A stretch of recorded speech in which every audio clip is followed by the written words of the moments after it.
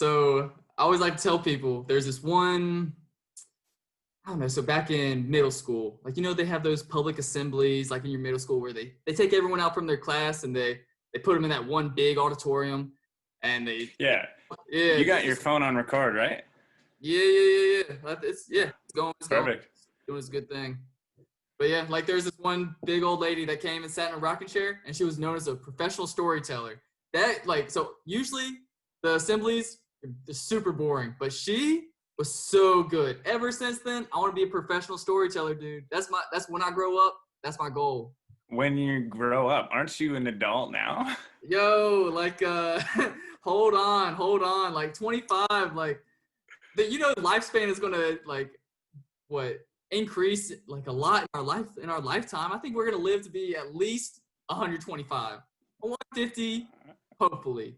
Yeah, no doubt. My boss in Australia, his sister is working on, like, the only issue we have is our brain doesn't last long enough. Our brain is, after about 100, like 80 to 100, the brain just fucking collapses. It can't keep pushing. And so she's working on, because you can keep the body in decent order, you can replace a lot of stuff, but at the end of the day, we need things to like replace the neural pathways in our brain to keep them moving from like past 100. I feel that. I don't know, eat enough fish oils, or like I'll get some incense burning in my room. Like I feel like that stimulates the brain a lot. Maybe that makes. Do you have them burning now? No. Like you can light one out, man, if you want. I got like a little bit of an end of these joints that I smoke, so I just started smoking. I'm doing bike trips. Like, I just did 600K out to Tofino, which is the coast of Canada, back to Victoria, just with my dad's 27-year-old bicycle. So over there, hey buddy.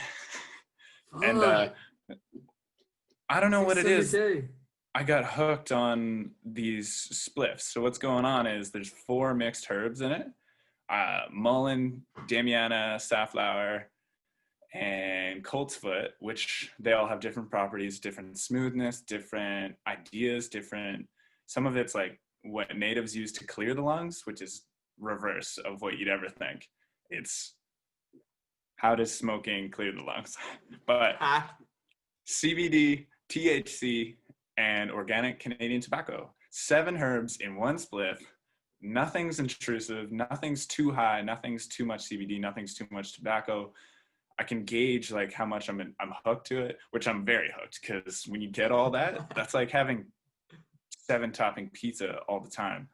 And the base of it is like vegan and organic, and it doesn't hurt you that much. Or the base of it's paper, actually, which is the only fuck show. Wrapping it up in a piece of paper. Mm-hmm. Like I recently went to this one dealer's place, and she took, like, in Europe, like splits. Like when you roll a spliff, it's always weed and tobacco. But see, in the States, that's not a big thing. Like, it's always just pure marijuana. So yeah. So like when I went there, like my friend was like, "Yo, he doesn't do that," and she's like, "Oh, I can roll it with lavender." I was like, "Lavender?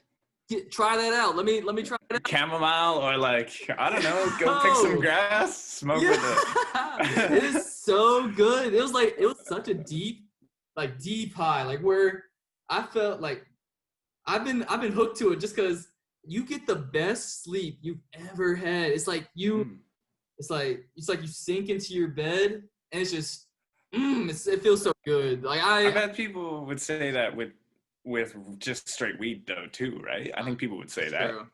It's true, but I think it's just doubly effect, because like there's already those properties in what's it called, lavender, that is good for people with insomnia. So it's like, man, try to sleep. Yeah. I just like the color too, like having purple inside of things. It's badass. It's a super glowing. It makes me feel like I'm in a nightclub in Berlin or Tokyo, and it's just glowing purple, and you're like, what is that, man? What are we smoking? What you got? And it's like, man, calm down, just lavender, chill out.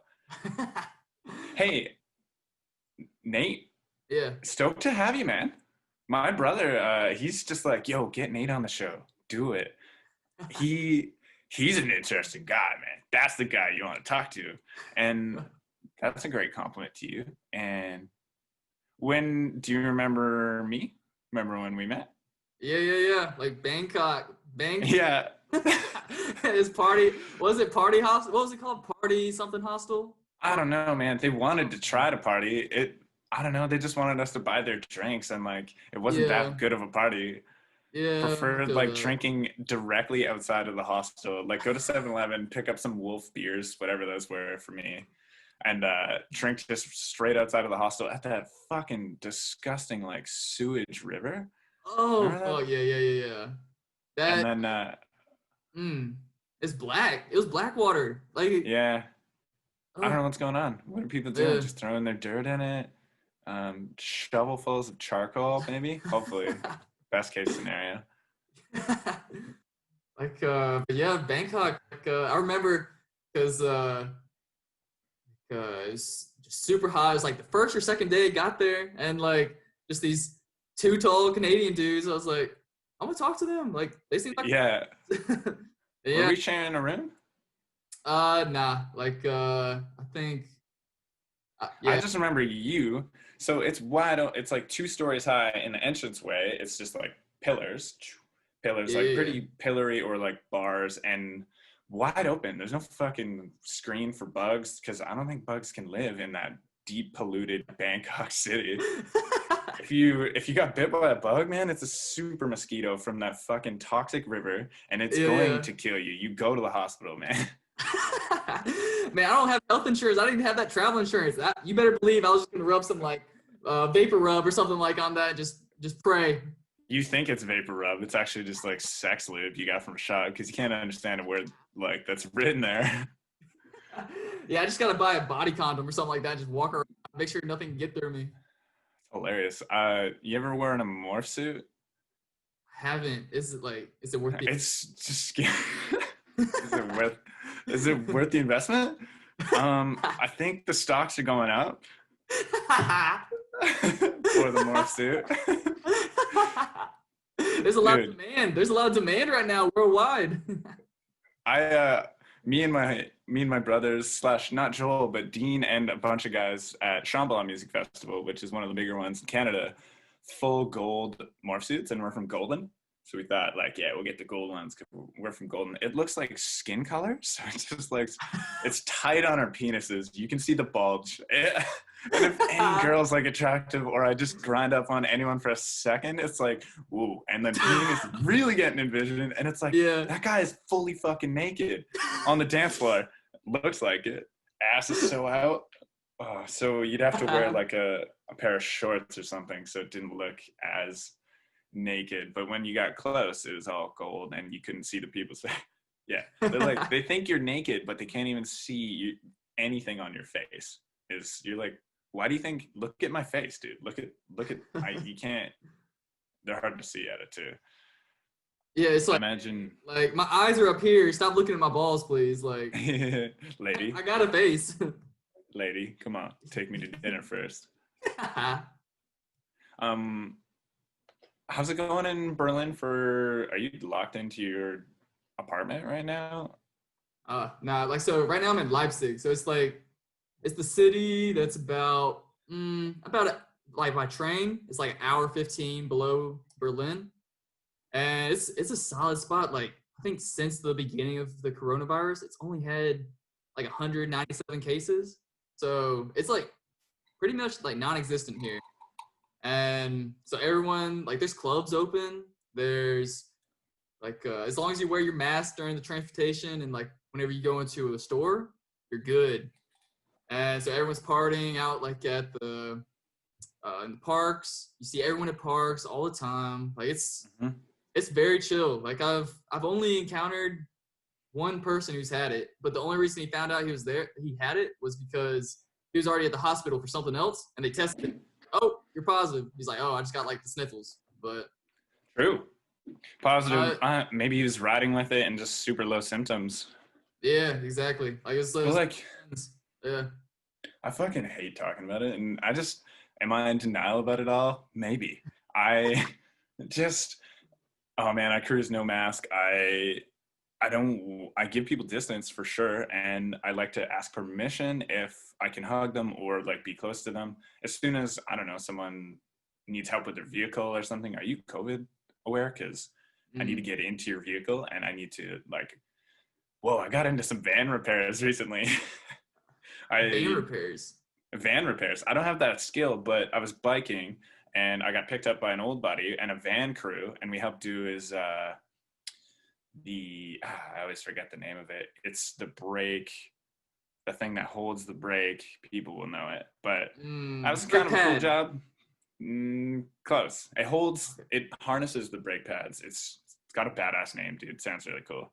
But 3 guys took us way longer than it should. Take a mechanic like 5 times less time, but did that. And then the exact same van broke down on the way in a ferry lineup. And I'm like, dude, I know what's going on here. Let me just pop your hood and like, you worried about COVID? Let me just dive in. I'm pretty sure your engine's down there, and you're just gonna want to adjust these spark plug wires a little bit, make sure they're getting a spark to the engine. Engines only work with fuel, spark, and air. That's your 3 motherfucking troubleshooting. That's how an engine works. Like, so you got to make sure those things are going. If it's not turning over, fucking think about it. Is your air filter clogged? Not usually, unless you've been in super dusty areas. Spark, maybe you need a new spark plug. Like 3 out of 4 is gonna spark and make it go, probably. Or you don't have enough battery to fucking make a spark, or your fuel filter is packed and fuel is not getting in, or your fuel is dirty and that needs to pass. A lot of things. Okay. Take that, Nathan. Yeah, you are prepared. Like, it's like you're ready to teach your grandkids something someday, man. Yeah, that comes from Father Galea. He just fucked around with his dirt bike when he was 14 till he was in tears, taking it apart, like just being like, I forget how to fucking put this thing together. Or like whatever you do when you're that young and you get into a situation that you can't handle or you're tired of. Yeah, was YouTube a thing back then? Man, like, dude, no internet, man. What are you talking about? Do you know how old's your dad? You started with no internet, didn't you? How old are you? Yeah, I'm from 95, so I'm like 25. 20? Yeah, turning 25. Well, 25. I turned 25 in June. What's your star sign? Cancer. So I'm a Cancer Taurus. So like the ascending, the sun, both Cancers, and the moon is a Taurus. That's what I wanted to ask. Is Leipzig really like spiritual? Is it creative? I feel like it is. I feel like I've heard that near like Berlin definitely has that scene, but there's also a very conservative like business scene that can be there. It's huge. Berlin's massive. I think there's all types there. But Leipzig, what's going on? Yeah, so Leipzig, like dreadlocks. There's definitely dreadlocks. Like if in the Konowitz area, like also down Carly Street. Yeah, you see it all the time. Like they call it the new Berlin. Like that's what everyone says. It's going to be the new Berlin. That's what they say. And yeah, like so in Saxony's like it's kind of like when you're comparing it to places, it's kind of like the south of the United States. It's more conservative spot. But Leipzig, it's the one liberal spot within like the conservative sea. So it's like, I don't know, it's like the Atlanta of the South, kind of, you know. It's a cool spot. It's very hip. Like I just got my nose pierced for my birthday. Like hey, septum, yeah. You're like, so pretty. Like I was just like, man, I'm turning 25. I need something to keep me young, you know. Like, hey, let's interesting. Get some pierced, yeah. What? You're not 25 yet, man. What the hell are you doing? You're jumping the gun here. Scared to age. Are you enjoying aging? Oh, man, like the only thing I hate is the like waking up with a hangover. It gets so much worse. Like I just a bottle and a half of wine this last weekend, and when I woke up the next day, like I was still drunk until 5 p.m. the next day. Yeah. 5 p.m. Like, that can be a lot, man. That a bottle of wine will rock me. I got I don't know 185. I'm pretty light, but tall boy, and I do lots of drinking. But a bottle of wine, woo. It's true. I can chat up a girl. I don't know how, but I don't think I deserve it. I think I'm an Bottle of idiot on wine, it. yeah, bottle of wine. So one bottle, I'm grooving. I feel good. That's all I need. But once you already have the alcohol in you, it's so much easier to put that down more. So Yep, like, and it feels right. It feels like the right thing to do. So when you're in your mindset, like you just keep going, and it's always the wrong thing to do. Always. Fuck. So I don't know, man, because I've made so many. This is an alcoholic arguing why I should stay. Bear with me. No, I made the genuine connection, I guess you do when you crack a drink or have a drink or buy a drink with somebody is a gateway into a new relationship with them. And I found that a lot of my jobs and a lot of my gigs and a lot of what I do is go to bars to drink beer, to talk to people / give people beers and drink beer with people for them to know me, to see me, to give me DJ gigs, to then even then they're like, hey man, do you want to do some stonemasonry? Are you you look strong enough? Or like, can you be a car rental manager? And this is real shit in New Zealand. Like, as I have a weekly DJ set after a couple months of just going to bars and being like, you need a DJ, just sipping beer. Yeah, I'm a chill guy. I just, drink beer, get the job done, Wait, these are my DJ headphones too. Go fast. Yeah. Go fast. So that's one argument towards alcoholism. Like, I mean, it loosens you up. It loosens you up. Like, why not? Yeah, thanks, man. One other thing is, I think as we get older, we are drinking more. I think we don't see it, but as we're chasing a feeling that we used to get, which we used to get lean off of 4 beers, man. Holy crap. And so what I do now is I drink to get that. I know I'm not that drunk until I get that drunk, but I am older. The body can handle it better. And you know what? It takes 9, 10 to get there.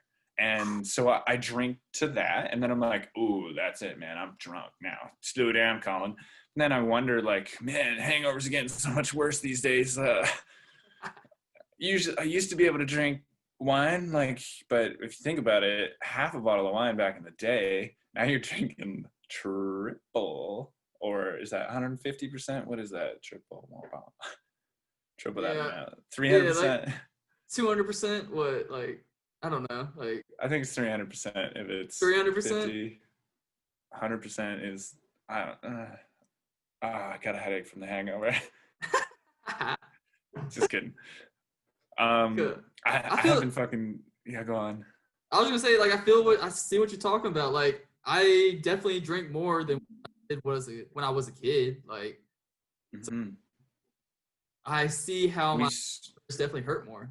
We say the hangover is worse, but I say now, like, when I drink 3-4 beers, man, I can just wake up and go and be all right.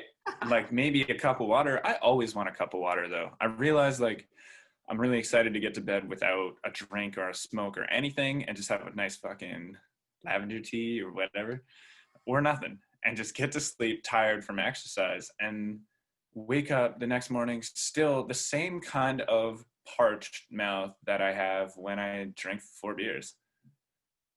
Okay. Is that you?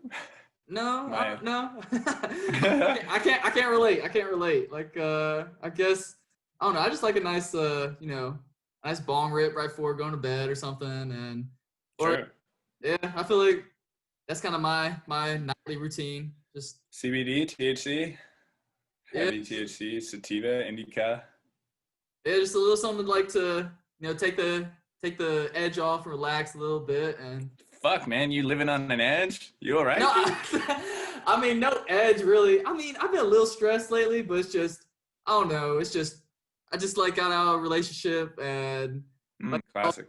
Yeah, and then also like compounded with, what am I gonna do for a little bit of money so I can keep the traveling going? Just like you gotta keep it going. You need just like even though I don't like to think like, man, like I'm not someone who just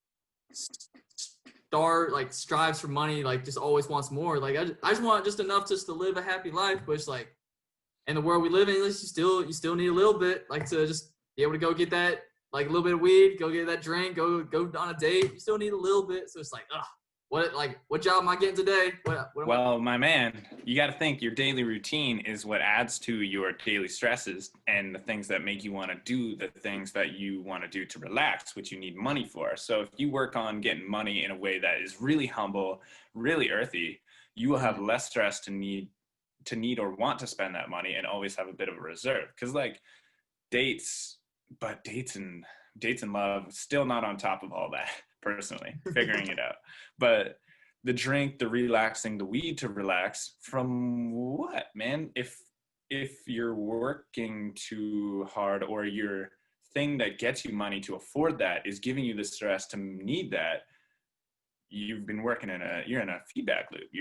I'm not saying that's you. I'm just saying it's a way to think. Is everything the way you walk and the way you ever make funds, if you stay entirely in a comfort zone or a way that feels really right for you, you will have no stress moving through it, and money shows up, and it has less value, but we do need it for good food to keep fueling that healthy, happy body.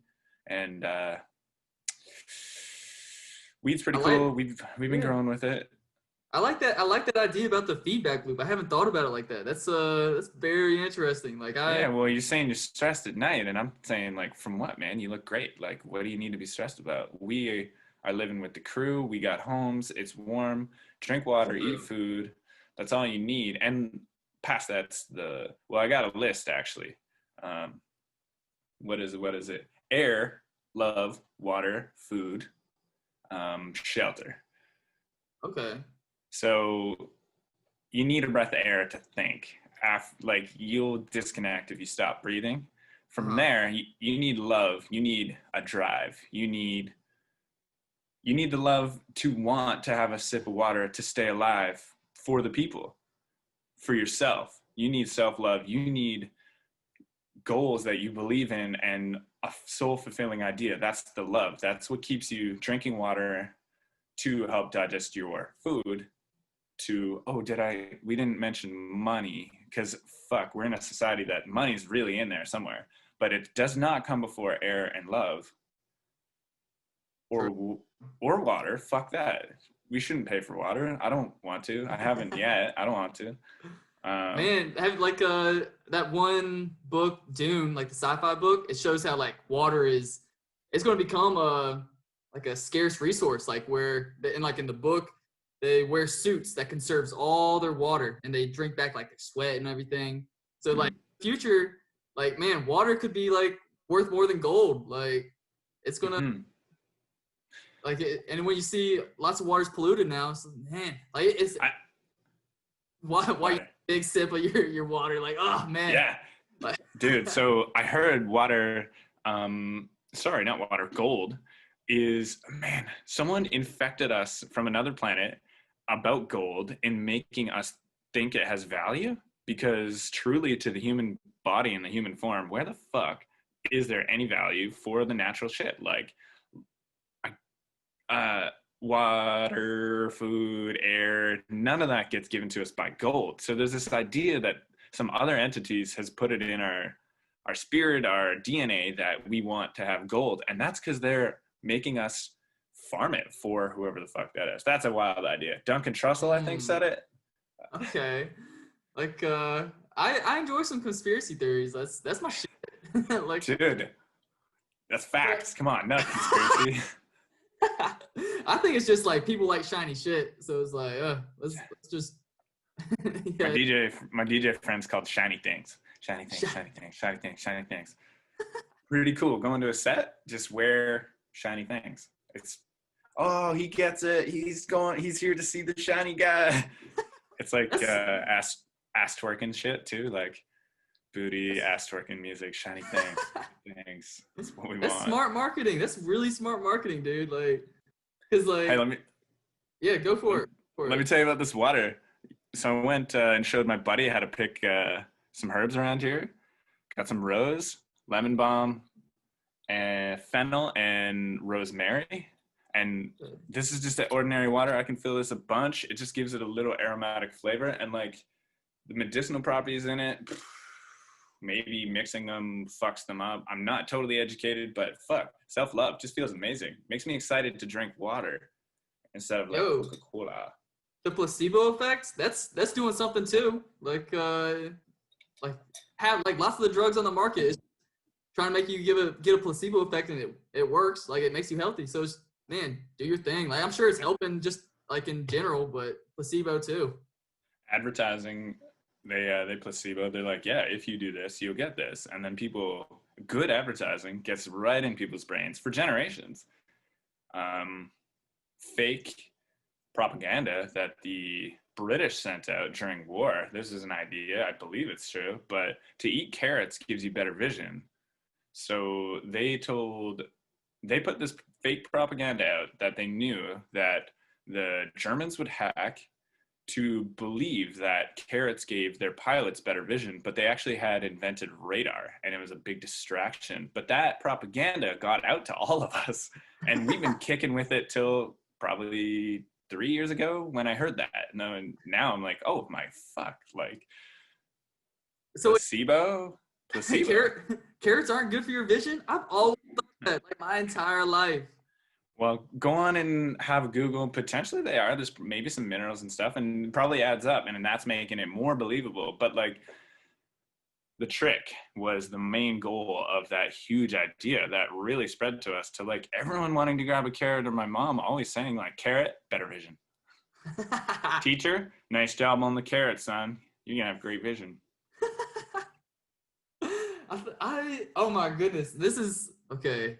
I'm gonna research this shit. Like I literally write it down, man. Write it down. I went and bought a shit ton of carrots just because. So I like, there's this one little like bump up oh, right shit. now. Like this one little bump on my eye. I'm like, dude, Nate, go eat some more carrots and this bump will go away. I'm like, all right, let's do this shit. So that's hilarious. Going through them. Trade. One crazy thing I heard, like intention, meditative intention on what you want to do. 2 stories. One girl, absolute legend, treated like no one talks shit to her on this ocean oil rig, where fucking tough guys, very masculine attitude, but a high suicide rate and a lot of depression, a lot of trauma from people fucking dying out there, and them just having to man up and keep things going. And this girl went out to try to really connect them with fucking their feelings and make them connect with the more feminine side of them. And it actually made them live and work better together, live longer, because they're not being fucking jackasses and hurting themselves, and having more love and respect for one another, to have a more enjoyable time, which increases productivity, which, like, I don't care all about that, but their lives are going to be better. This girl's such badass. But on a side story, she consciously took effort into focusing on a lump in her eye, like in her eyeball, she had cancer. And what she did was, she said to everyone, I don't mind. What I do is put intention to surround it. I sit there attentively for maybe 30 to an hour a day, something around there, and sit there and just consciously believe that it will not spread anywhere in me. It will not spread anywhere in me. It's there, I notice you, but you cannot go anywhere in me. She died, they dissected her eye, and she had surrounded it with some sort of cartilage to make it so the cancer couldn't spread from her eye. So sick. Story number 2, guy stuck in bed, fully got hit by a vehicle at 80 miles an hour in a bike race. Vehicle hit him at 80 miles an hour. He's alive, holy fuck. But he's got a broken back, spine injury, can't walk, won't walk again. Love these stories. They always say them. But he's sitting there and decides, instead of totally listening to what people say, he's sitting in bed, and 3 hours a day he commits, because other than that, he's just going to watch TV and like fucking mope around and be like hoping someone calls him. 3 hours a day, he's going to be like, I need you to heal. I need my spine to heal. I want to walk again. Consciously. And he made a recovery faster than the doctors could believe to be able to walk again, to do what they said was impossible. What? That is that's literally crazy. Where are you getting these stories? Like, are you on Reddit? No. So I'm really off the computer and any sort of quick dopamine release computer stuff, except for sometimes at night. I'll be honest, what did I do last night? I pulled up nature visuals compilation, like fractal nature visual compilation, turned the audio off, and then turned on Joe Rogan and Post Malone and just listened to them and just watched visuals, but also listened to the podcast, which, so that's, don't know what's going on there. That's creative. Also what I do sometimes, in this space, I discovered like I can do some yoga right here. Yoga's great, stretch the body, evens it out. Like any disalignments, the more you stretch your body evenly, the more you're gonna have a more even spread on your body and less wear and tear on one side, which wear and tear on one side will wear and tear on another side. Disharmony, whatever. But I turned on a podcast, yoga, kind of bipolar humming kind of beats, you know, like and like maybe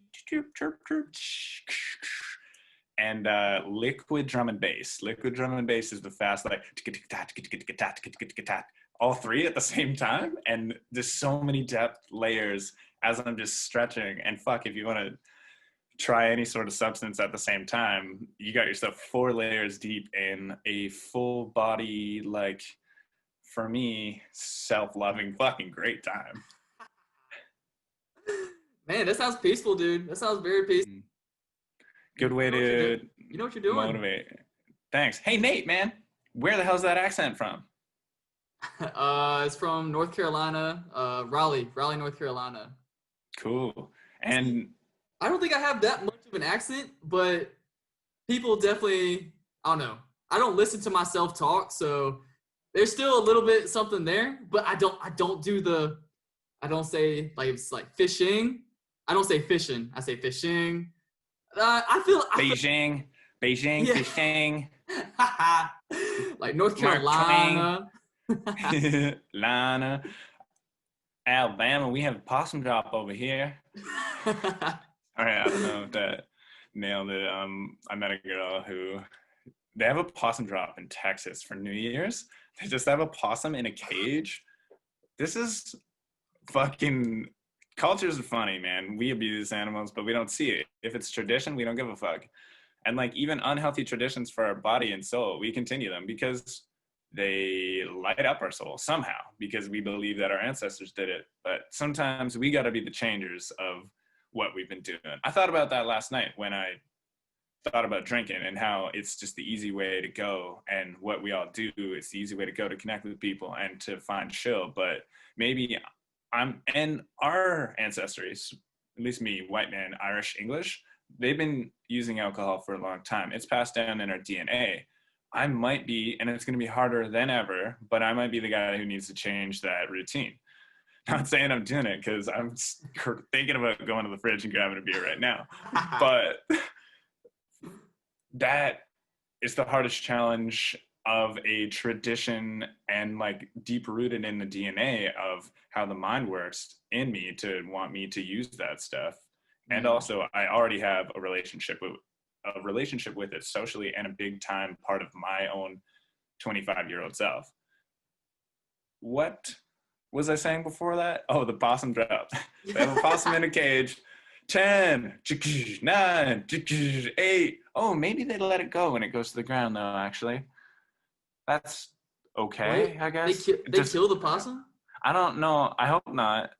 Maybe. But so they capture a possum, put it in a cage, and drop it like 10. No, they don't drop it in water. It's in the middle of a cornfield. There's a big crane.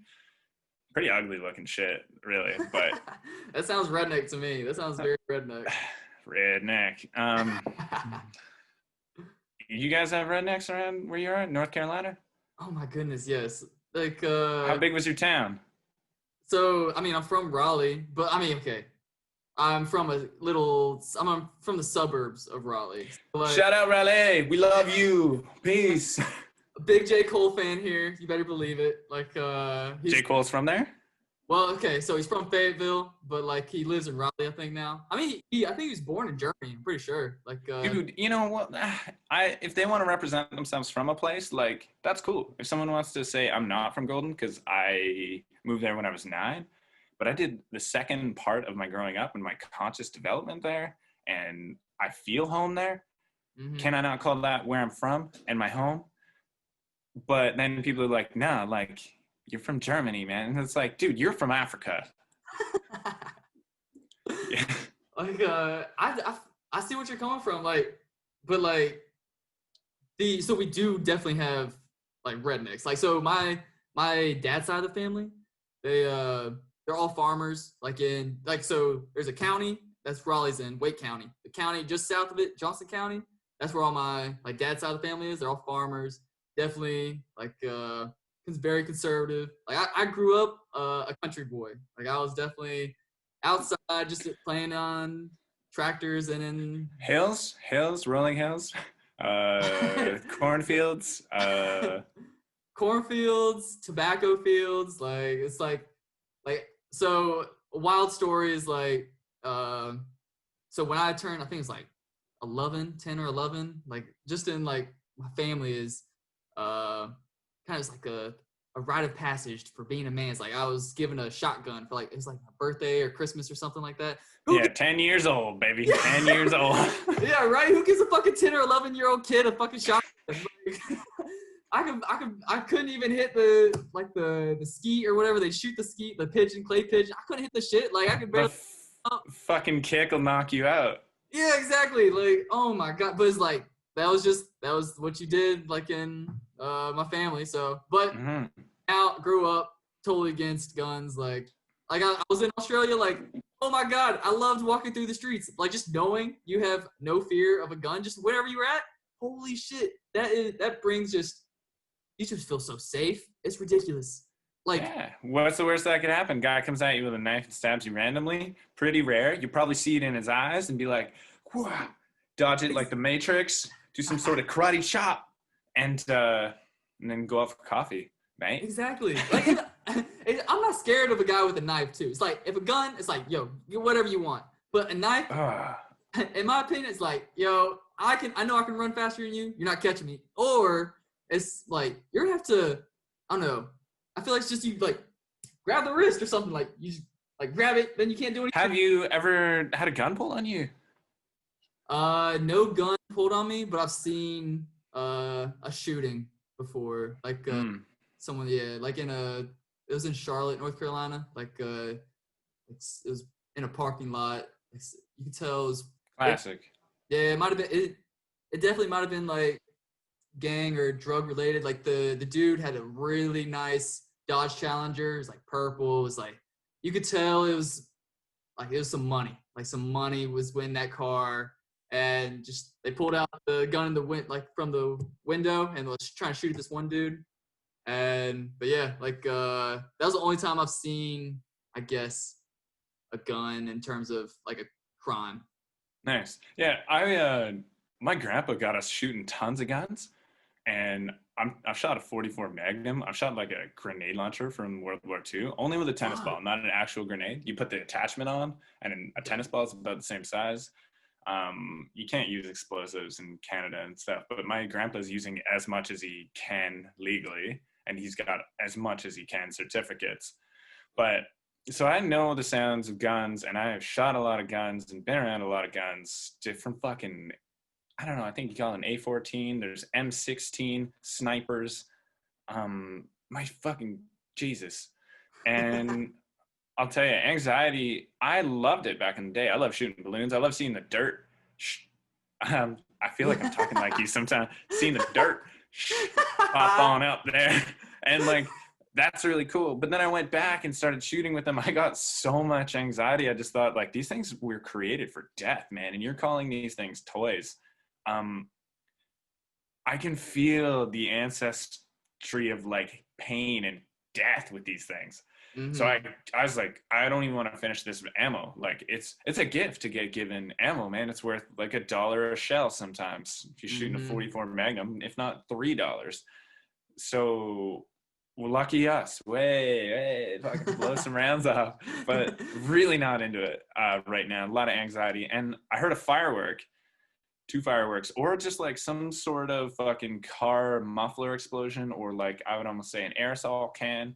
And it's a disturbing noise around here. And the lady I'm staying with, she heard it and she's like, "Was that a gun?" And lucky for me, I could not lie to her and say, "Yeah, I believe that was just an explosion," because I really recognized the sound of a gun and it was not a gun, which I've heard some gunshots in other places, but very traumatizing for people of the non-gun nature and never hearing it. Fuck, man. So what if it all goes down right here, right in the city of Victoria or Vancouver or Leipzig, and it's just like a lot of gunshots going off? Fuck, man. Do you go outside? Where do I get one? Mm. What's going on? Are we at? Who's shooting who? Why? Why, guys, man? Why don't we all just... Have you tried this weed with the lavender in it? It's really good. Just for a bit. Like, and then if you want to shoot each other after, can you just do it in a soundproof room? You're really disruptive. I feel that, dude. Like, and like what they say in Germany is like, if you hear like, I guess like a what you think is a gunshot, just know it's just a firework or something like that. Because I've heard many. It might be every other night, like out here. Just there's like a fire, but it sounds like a gunshot. So I'm just like I immediately sit up and like, whoa, like what the fuck was that? But I have to always like reassure myself that's definitely a firework. But when I was in Charlotte, I'd hear a gunshot out the window maybe once a week, and so it's like that's a good reminder. yeah, it's the first thing that goes to my mind.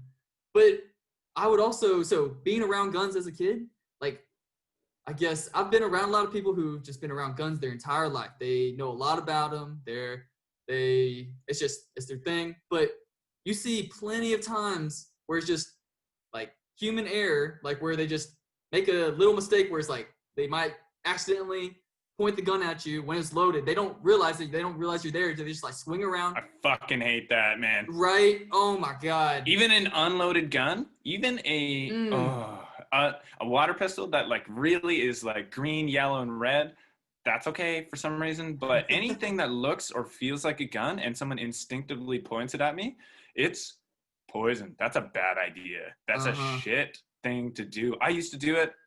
I used to like intimidating my brothers with like paintball guns, and like I even went into my brother's room with a sword.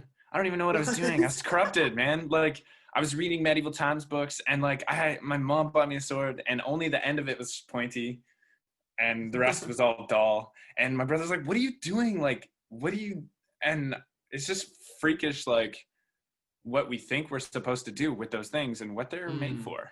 Yeah. So we're young kids, and then who do I use this on? Well, my brother's in the next room. I'll pull the sword on him, and I am bigger than him now. He's my older brother. Like, yeah, Lucky Joel wasn't there. That goddamn twin brother of mine, he's going down. Which one's the evil twin? Oh, why is there gotta be an evil twin? Come on, can't we both be good? I mean, I like that answer. That's what an evil twin would say.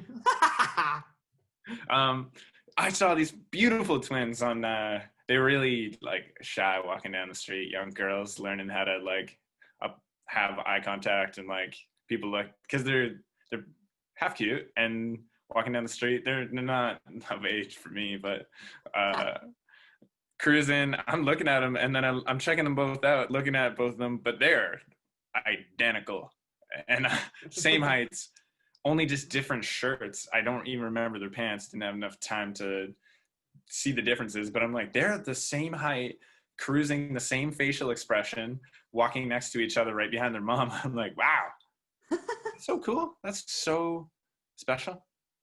In some other cultures, I think my friend went to Thailand, or I'm not sure where, but they praise you. If you're a twin, you are like a super lucky god. If you live as a twin, you're the odds of you being born are a lot less. So if you're alive, you are very special. You have some powers, and they just swarmed her once they found out she was a twin, and like gave her presents and gave her food and drink and whatever they could, and just loved her, got pictures, whatever they could do, touch her appropriately. Probably. She's probably bigger than them all. A big Canadian girl. That is ridiculous. Like I wouldn't think that like twins like getting praised that much. Like I don't know. It's a normal thing to see. Like I don't know. I feel like I don't know. It's rare. It's definitely rare. But like as you grow up to be an adult, like you're like, oh yeah, this happens. But as a kid, definitely you're like, oh shit, that's cool. So you are an adult. Like kid at heart. I'll be 21 at heart my entire life. I'll be a grandpa like that's still partying at 70 years old, just going to the club. 21. Yeah, I'll definitely be that weird grandpa at the corner that's just like at the club, just the older age club, hopefully. Yeah. I don't know, like young people are just so younger, even from the difference of 25 to 18, man. It's such a difference. It is. They're less 7 years, actually. You're totally reborn. Every part of you has been remade. You are absolutely different than when you're 18. And yeah, watching them at the club when I'm there and just groups of them, they have a different way of rolling wherever they're from and whatever they're doing, just that age. Like, great. It's for everything. I just can't hit on a girl that's 18 because like I'm like, I think about where my mental space was when I was 18. I'm like, and where I'm at now, yo, we're worlds apart. Like, like just in terms of maturity and like just how we see the world. I'm just like, man, like there's no way I can hit on a girl that's 18. Like it's just, yeah, just what I say is like for me, like I'm 25. I always say like 20 or above. Okay, I would like to be 21 and above, but sometimes there's a pretty 20-year-old, and I'm like, I'll talk to her. I'll give her a shot. But yeah. Well, yeah, so there it is. I think in the end, it takes me about 40 minutes of conversation. Now, that rule has been broken once recently, which she was super keen to get sexually active, and I'm in a spot where I just checked if she's really drunk or really high, feeling safe, 22, and she just was on her cycle and feeling super horny, you'll say, super wanting to fuck. And so for me, usually what I do is have conversation to know if they're of value to me later when because I'm still ejaculating. I just got told you can have orgasms without ejaculating, keep your energy, keep your life force, and a whole other mindset. And I'm thinking about trying it later, working on it, trying it. But after I ejaculate, I want to like the person after because I want to be like this. I'm going to learn something. She's a badass. Usually girls with me never slept with a guy, but how it runs is like, if she's kind of cute and you find out she's 20, it depends how cute she is. Like, oh God. Tall for me, 20 from, well, God knows, Finland. And just whatever it is, it really changes your mindset on things and distracts your ability to communicate. Yeah, like you think with your dick instead of your brain, you know? Like sometimes it gets like that. Like, but they say the rule is what? Divide your age by 2 and then add 7. They say like that's the minimum you can date. Yeah. For me, the biggest gap, well, oh man, was it? I think I was with a 38 or 42. I think 38 last year. Okay. 38-year-old. That's a big gap. But negatively, 16-year-old at 21, I thought she was funny. I was like, I asked her age. She said she was 16. I'm like, ha! She's funny too. That's so awesome. You must have been in a small town or something. There must not have been a lot of options. She's playing hot. No, oh God, she's gorgeous and super smart, super wide-eyed, looking me in the eye, trickery, like doing super well. She fucking attracted me, and woke up with her, just like, you are how old? She's like, I'm 16. Like, let me see your ID. Let me see your ID. This is like, you're blowing my mind. This is your fake. This is your fake. What? Give me whatever that whatever that age is. 16 to 21. That's 5 years younger. 1993. She's 98. 1998. I'm like, oh, that's a license I've not seen around me. Yeah. Whatever. Whoever's got a problem with it. 16 is the legal age in Europe, so take that. But yeah, I found out she was 16 after a week. She's just 16 years old, super crazy, like acting like a child. I'm like, well, yeah, okay. This is why I don't want to do this. This is good for her, getting an older guy or whatever. That's what she's into. Yeah, I mean, I feel like that's a trait among like a lot of women is like they usually go, in my experience, they usually go for guys that are like a little older than them. Like, I don't know, I feel like you see that way more often than guys going for girls that are older than them. I don't know. Yeah, because they're just not as tight, man. But holy crap, when you find, for me, if I find a girl who's over 30, 36 and 38 are these ladies that are just so fine because they're that age and still that fine. The reproductive ancestral calling gets excited because, man, if I reproduce with that, our kids, we're talking living for 100, my kids are going to be hot as fuck till 80 years old. That's the way to do it. Like, they'll be the 80-year-old at the retirement home that's just like top dog, like the popular people. Like, hell yeah. Hey, man, tell me about the stress or the sadness from the girl. Most recent girl? Like, so she was like an Erasmus student that was studying here in Leipzig. And from where? So she was from Spain. And hot. She was definitely attractive. Oh my goodness. And like, of course she was.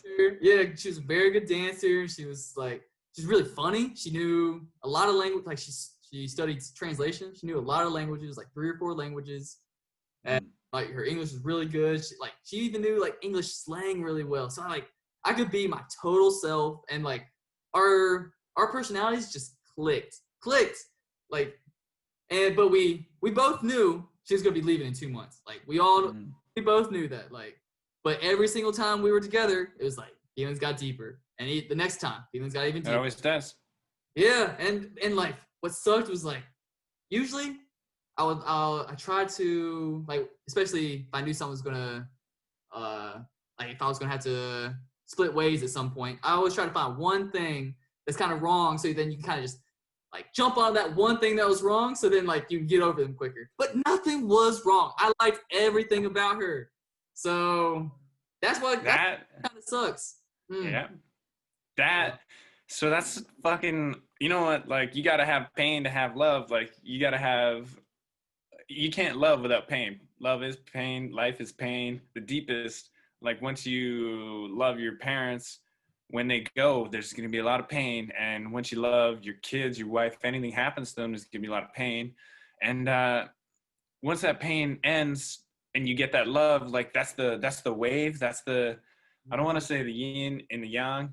I want to say just the opposites that show you what love is. And having that, no matter what, having that time together, there's no chemical reaction, there's no physics study that says you won't start liking that person more.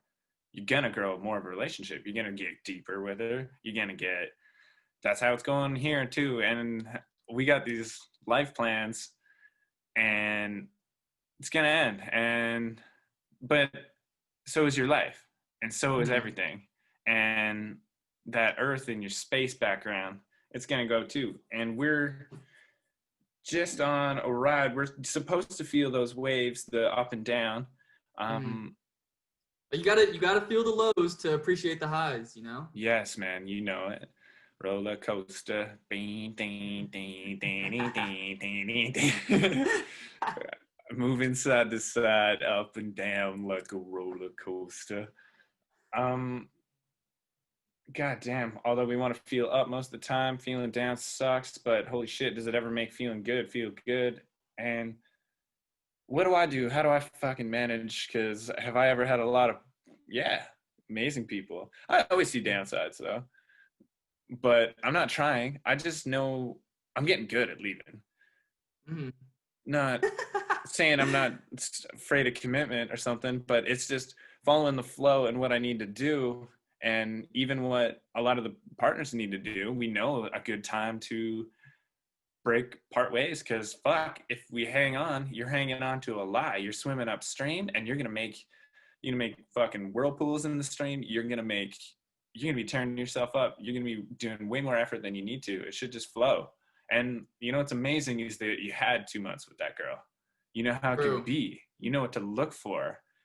She's not going anywhere on the planet, man. If your heart calls for her later, you're gonna follow the river. And if her river flows the same way, then it does. You can't ever expect that you just have no idea what anyone's going for. And you're gonna end up with whoever the fuck you end up with. Everybody who's listening, like, don't stress it too hard. Do what comes easy, and it should be easy to love. I feel the same way. Love should be easy. Like, people that say it's hard, then they're not loving correctly. And but I definitely do think, like,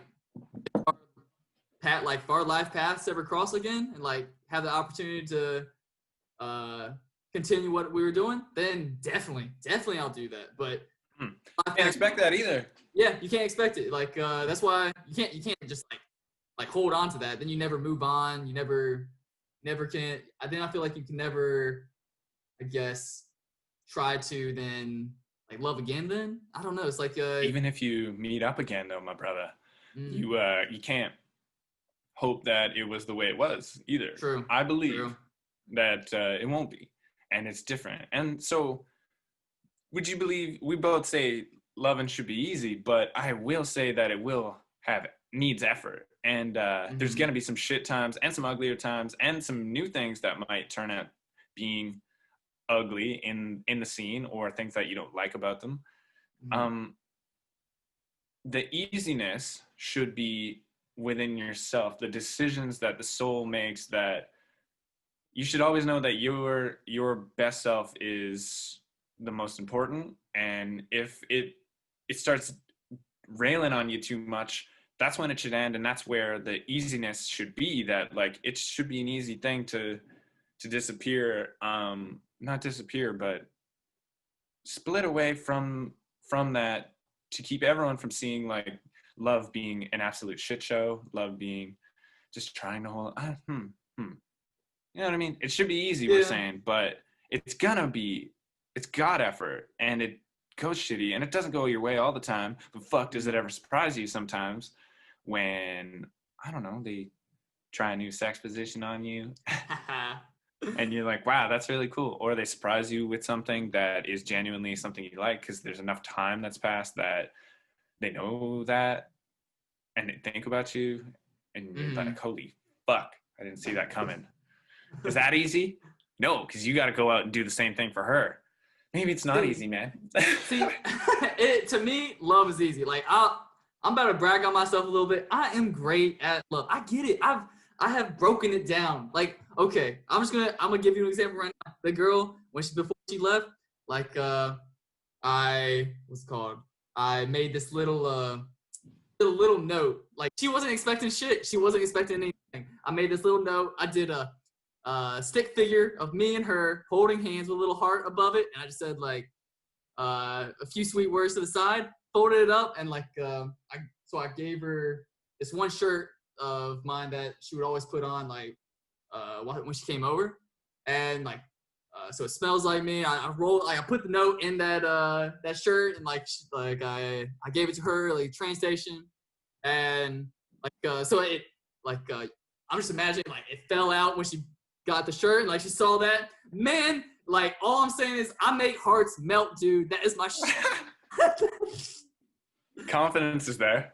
The confidence is there. But like I just I don't know. I'm a Cancer. I'm a bit like I'm into love. I'm into my emotions. Like I fully I don't know. I'm just fully into like if when I'm with another person, I'm fully engaged into them. That's my shit. It's like boom. It's what it's I don't know. I feel What's like your flaw, man? What's the Cancer's flaw? What's your flaw? What do you see?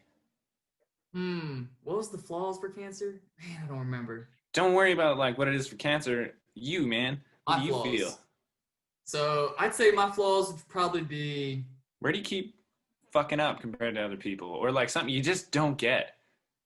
okay. I'd say definitely commitment. Like I that is definitely difficult. Like cause Yeah, for such beautiful guys like us, man, because we got them lined up. Shut. I like the confidence, man. We both got it. Like but Confidence is there. It's super attractive. It's super solid looking and feeling because it's a solid life path. But like my life hmm path isn't solid in the physical. Like the body's got to keep moving, hmm but that you can count on. So hmm yeah, you're on a date for 2 months. That's gonna be solid. We're gonna have a great time because I'm available for that, and you light me up. I like you, and you make me feel special. I feel that. Like but for the commitment, I've noticed it like throughout everything. It's not just relationships. There's a lot of like I get a passion for like 6 months or something. I'm committed to it then, but then after that I'm like, I get kind of burnt out on it. And then also like for relationships, like like I like the the honeymoon phase. I like honeymoon phase. Like it's real good. But then after a Of while, course. you always see that like that maybe that there's a couple one or two things that you don't really like, and you're like, there's a lot of other girls in the sea. Like they're like I should keep going. You know, like what I like to say. It's crazy, eh? Yeah, I Yeah, don't lock in for yeah. I lost the definition of monogamy through a relationship in Australia. I was with a polyamorous, she stated, and like she had her own ways and beliefs and rules and cool, and I was just catering to that. I had no idea what polyamory was. You know what polyamory is? Yeah. Kind of different, like having maybe a solid partner, but being able to see other people, and it can just be anything you want. Or that's an open relationship, you might say too, but it's a Mm. solid partner that you just make your rules, be you, do you. And she's got her, and she had her rules, and I was going in the room, and guys would be leaving the room, and that like cut me a little bit.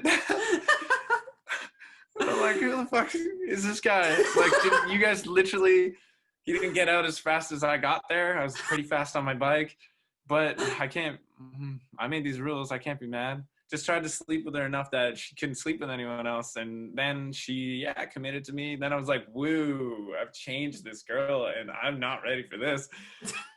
I'm going to fly like 1,400 kilometers north. Peace and love. But now I don't even know my own beliefs, which is, that's like when you get traumatized, you don't know what's right anymore. I might be traumatized, but I'm not ready to fully sell myself to anyone till I know it in my gut, in my heart, and that it seems really right, and the universe tells me to. But I feel that. there's a lot more learning for me to do. I think it's going to be really valuable, and the learning is exponential when I'm single and bouncing between partners, because each partner is totally different. Fresh slate. What's your name? What do you like? In bed or everywhere? What do you do? What are your inspirations? What have you gone through? Huge amount of learning. And then you carry all that knowledge. And for me, I want to pass it on to make that thing behind you a nicer place for people. I want people that I bring, or myself, to bring better ideas for a large portion of people on the planet for a long time, maybe between 0 and 50 to 100 years, just walking around being good ass people who are well educated through my good education, going around the world learning about everyone. Holy fuck yeah. Sounds good. Yeah, it does. Like I'm Yeah. turned on, dude. Like, oh my god. Stay single. Latch on, but like girls really don't latch on. They're really been really awesome. I'm not saying, I don't want to even categorize people, but the people I've met, they're like, you're fucking wicked and you got to keep going. But then, yeah, we get active, and I just think the what if, like, what if I just stayed with you and we were something? It's like, that something is what you see in movies, and your heart is actually more of this moving soul that needs to keep going. Shut the fuck up, Colin. Thanks, man. Okay, I'll go. And then just walk down the street for 2 seconds. There's a girl checking me out. I'm like, what was that? Who is that? What was that creature? One of my like things that how I like to break it down, and like if you are ever like really into a girl, say this kind of like these lines. They're good lines. So Joel, if you're listening, Joel's my twin. Yeah. Like I like to say, so you have to think about it. Like, so there's 8 billion people in the world, and let's break it down: 4 billion men, 4 billion women. So then I'm attracted to women. So let's say there's 4 billion women. Now let's break them all into categories. So we got kids, then we got the age group that I'm in, and then we got middle age, and then we got old people or old. Mm-hmm. And so yeah, so there's 1 billion people that I could possibly date. But see, now I want that 1 in a million. Everyone says 1 in a million is your perfect match. So out of 1 billion, that means there's 1,000 perfect matches for you in the world. And so you gotta, like, do you think that one of your 1,000 matches are in your small hometown? You gotta travel the world. You gotta meet a lot of people until you can really try to find that one of those matches that are just perfect.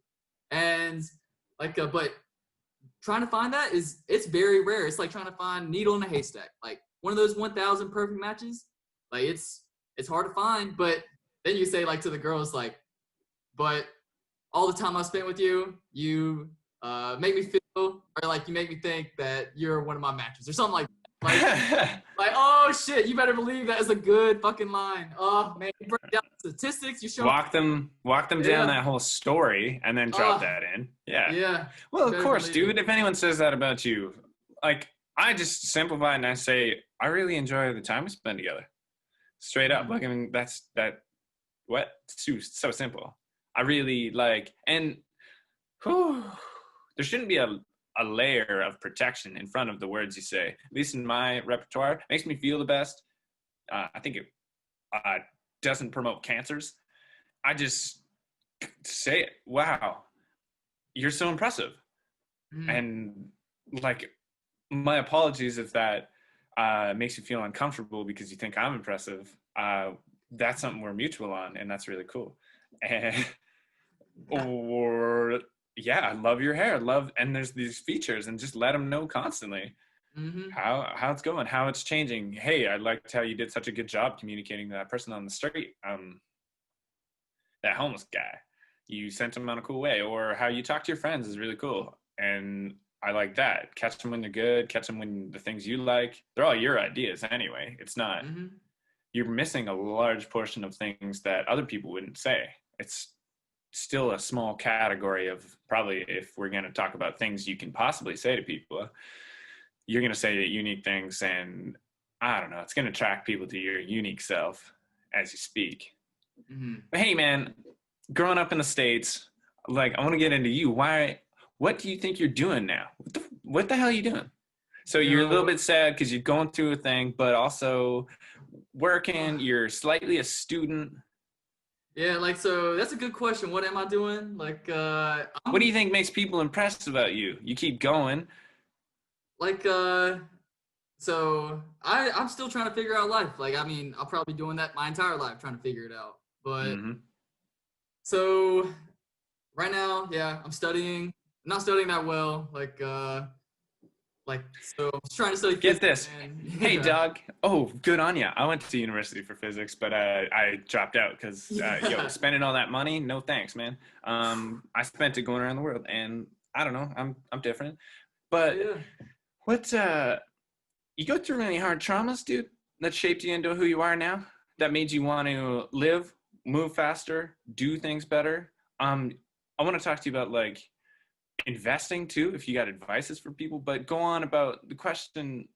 Okay. Trauma. Anything that changed you, you get fucking hit as a child, you get you get beat up by a bully, you get hit by a car, you hurt other people, that changed your outlook on wanting to what you got in the States. Like, so I had a pretty, just cookie cutter kind of No, childhood. you didn't, because everyone's Yeah. life's different. From mine would have been different. My mom always had to make roast. She had 3 fucking massive boys. You should see us all together. We're 6 meters, me and the boys, which is, or just shy, 4 centimeters off. She had to cook a Uh-huh. roast every fucking day just to keep up. That was what her nursing money was going for. But God, did she ever love it? I'm sure. Mom was feeding her boys. Uh-huh. Dad's a fixer up of everything, not making them bucks, but making a few, just getting by, having fun, doing the work. And that's Hmm. where I learned to do my shit myself. Do it, and you'll do it right because it's for you, and you Hmm. work hard for yourself. Now, what about your parents? So that's like, so my childhood, it was like it's the it's very just the stereotypes. Like when you think about like the American, like the just You the get spanked? types. I mean, yeah, like you get spanked as a kid. Yeah. Uh, I think yeah. only like twice in my life. I think. Really? I don't Yeah, know. I think man. that You? I feel like that's a thing. I feel like that was the thing. But like, Hey, so man. Some cultures probably fucking never, man. yeah, I mean, I lived the normal. Or all the time. I lived a normal suburbia life. Like both my parents worked like a corporate job, and like they were doing the corporate like going to the 9 to 5 job every day. Like they both went to like college. They got like then went, yeah, did that. And then they had their 2 kids, had their suburban house. Like it was the very uh like the normal kind of path that most people take in the States. Oh, it says my internet connection's unstable. Can you still see me? Am I talking? It went away for a second, but you're back now. Okay, where did I stop? Where did I stop? Yeah, I heard you lived the normal American. Your parents lived the normal American life, and you. Did you miss your parents? I do miss them. Yeah, like Did they you miss them growing up? Think that affected you?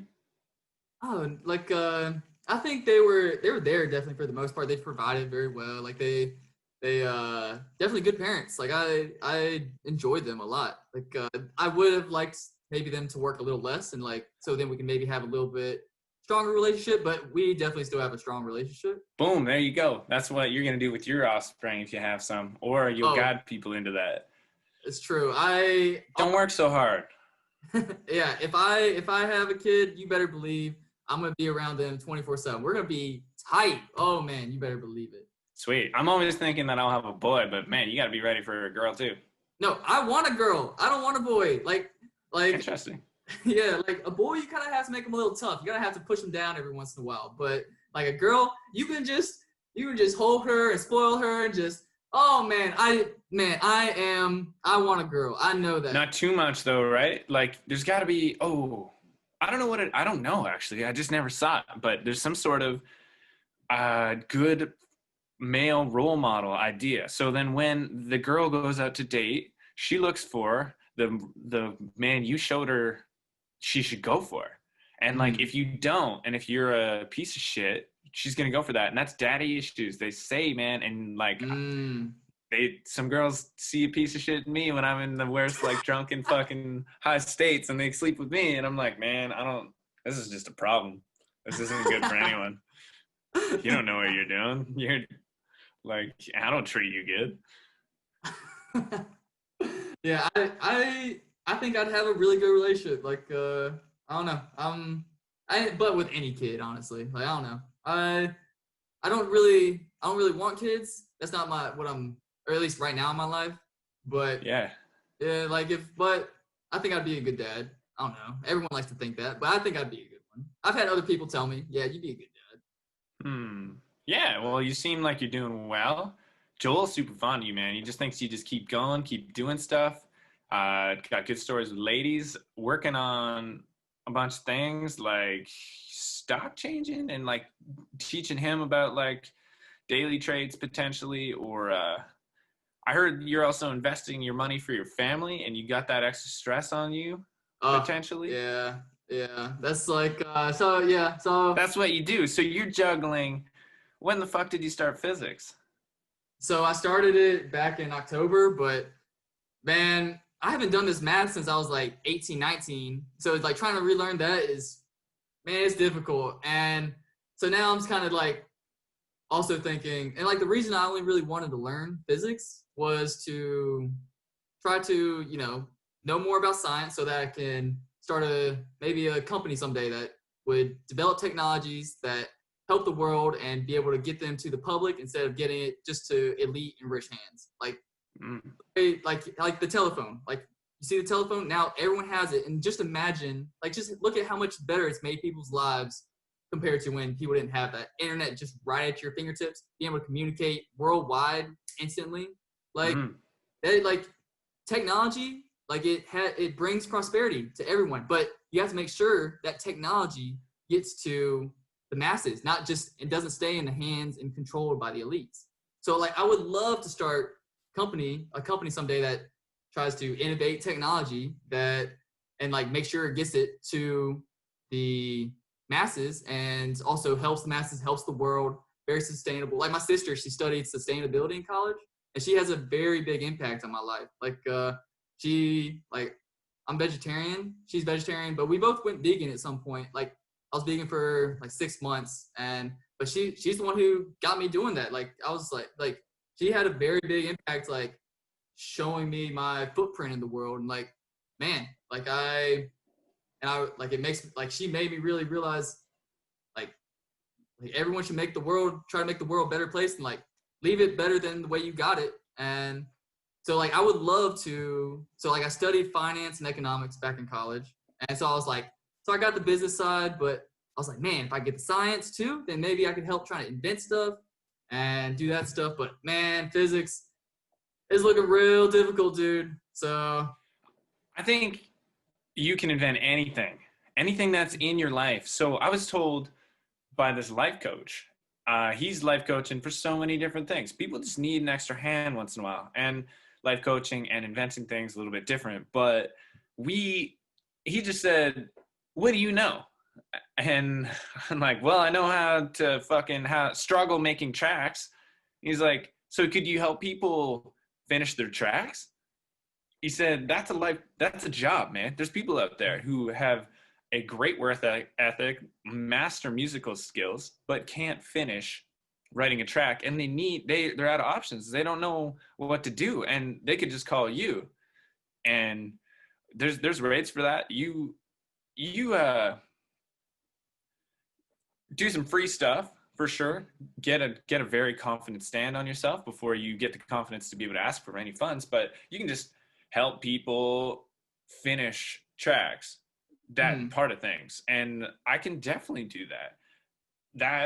That's coming for me. That's working pretty good. And nice. I've done it before, and I've got like releases too. But so things you can do, invent. Looking at this light, here's an invention for you. Okay. Cell phone. You want, like, at least for me, when a whole bunch of people are in like just a park or just chilling on a bus, and they want to share a song, but they don't have a UE boom, and they're just looking for a way to have a UE boom. Dude, some sort of Bluetooth connection between, it's an app. You click Boombox. It's called Boombox. Click on Boombox. You have a profile name. Now, anyone around on Boombox comes up. And if you click on their profile, say you're Nate Dog 420, you click on their name, and every audio that comes out of their phone comes out of yours at the exact same time. So when Nate Dogg's just like, yo, man, because everyone's got a phone. Yeah. And if there's 4 of us together and we all play our 4 phones at the same time. And it's like, yo, let me play a track. And it's like, sweet. And then you fucking pick Dr. Dre next episode. Woo! It goes off on all our phones, and we can all hear it way better, and we all get control of our own loudness, but it's playing your audio. And then when it's my turn, just tune into Superglue, and that's my profile name. And all you do is click who you want to communicate with in that zone, who is also on Boombox, the app. And you just channel their audio from whatever they play audio-wise goes on yours at the exact same time. So, cool. Doug, you can just show up to a party. It'd be some competition, and sure, like, if you want to be that guy who just always plays your own music, like, I don't know, whoever plays the coolest music is going to win this party. But you could be in a party of 90, and there could be a group of music here, and you go up, and you're like, yo, what are you guys listening to? And you jump on it. Even further than that, you could hook up your Bluetooth device and play what they're playing through the Boombox app. I don't know. I thought that's a fucking sick idea. That is. I like that. It was around 3 years ago. Someone designed this app, and you got to have Wi-Fi though, and it takes a long time to sync up 2 phones because it's probably fucking hard. But someone's got to figure out an easier way to do it. And if it was easy, it'd be pretty fun, pretty popular. I don't know how you get ads or money, but we'll cross that bridge when we come to it. Yeah, like I feel that's a good idea. Like because not everyone has a speaker with them at all times, but everyone has a phone with them. So speaker sucks, but all together you got 4 shitty speakers. Yeah. Like that's like that'd be pretty good too. Like because then you can make it kind of like surround sound almost. Like yeah, man. Yeah, man. Anytime in the park, like just directly behind all 4 people in a square, sitting in a square, you got music surrounding you, and you can adjust your volume as accordingly, and people adjust theirs, and it's a great idea. It's fun. That's fun. What about you? What you got? So I got an idea so obviously like drones, they're gonna be the future. Like they're fucking crazy, and I hate them.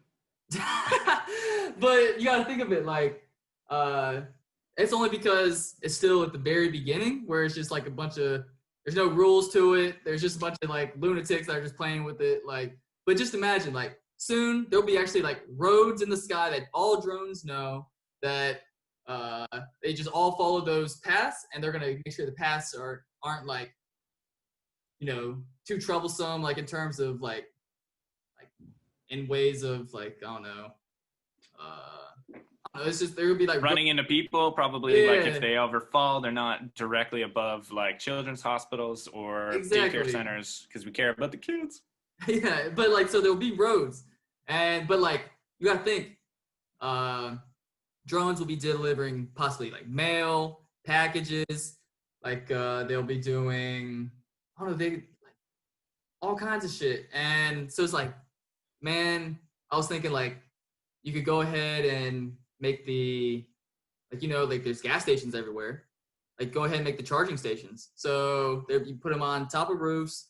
Like you put some solar panels on top of them, and then so it collects solar energy. Then it uses that to then the drones come and land on like there could be like a wireless pad, pad where you don't have any wires, and like so once wireless energy becomes like a better, I don't know,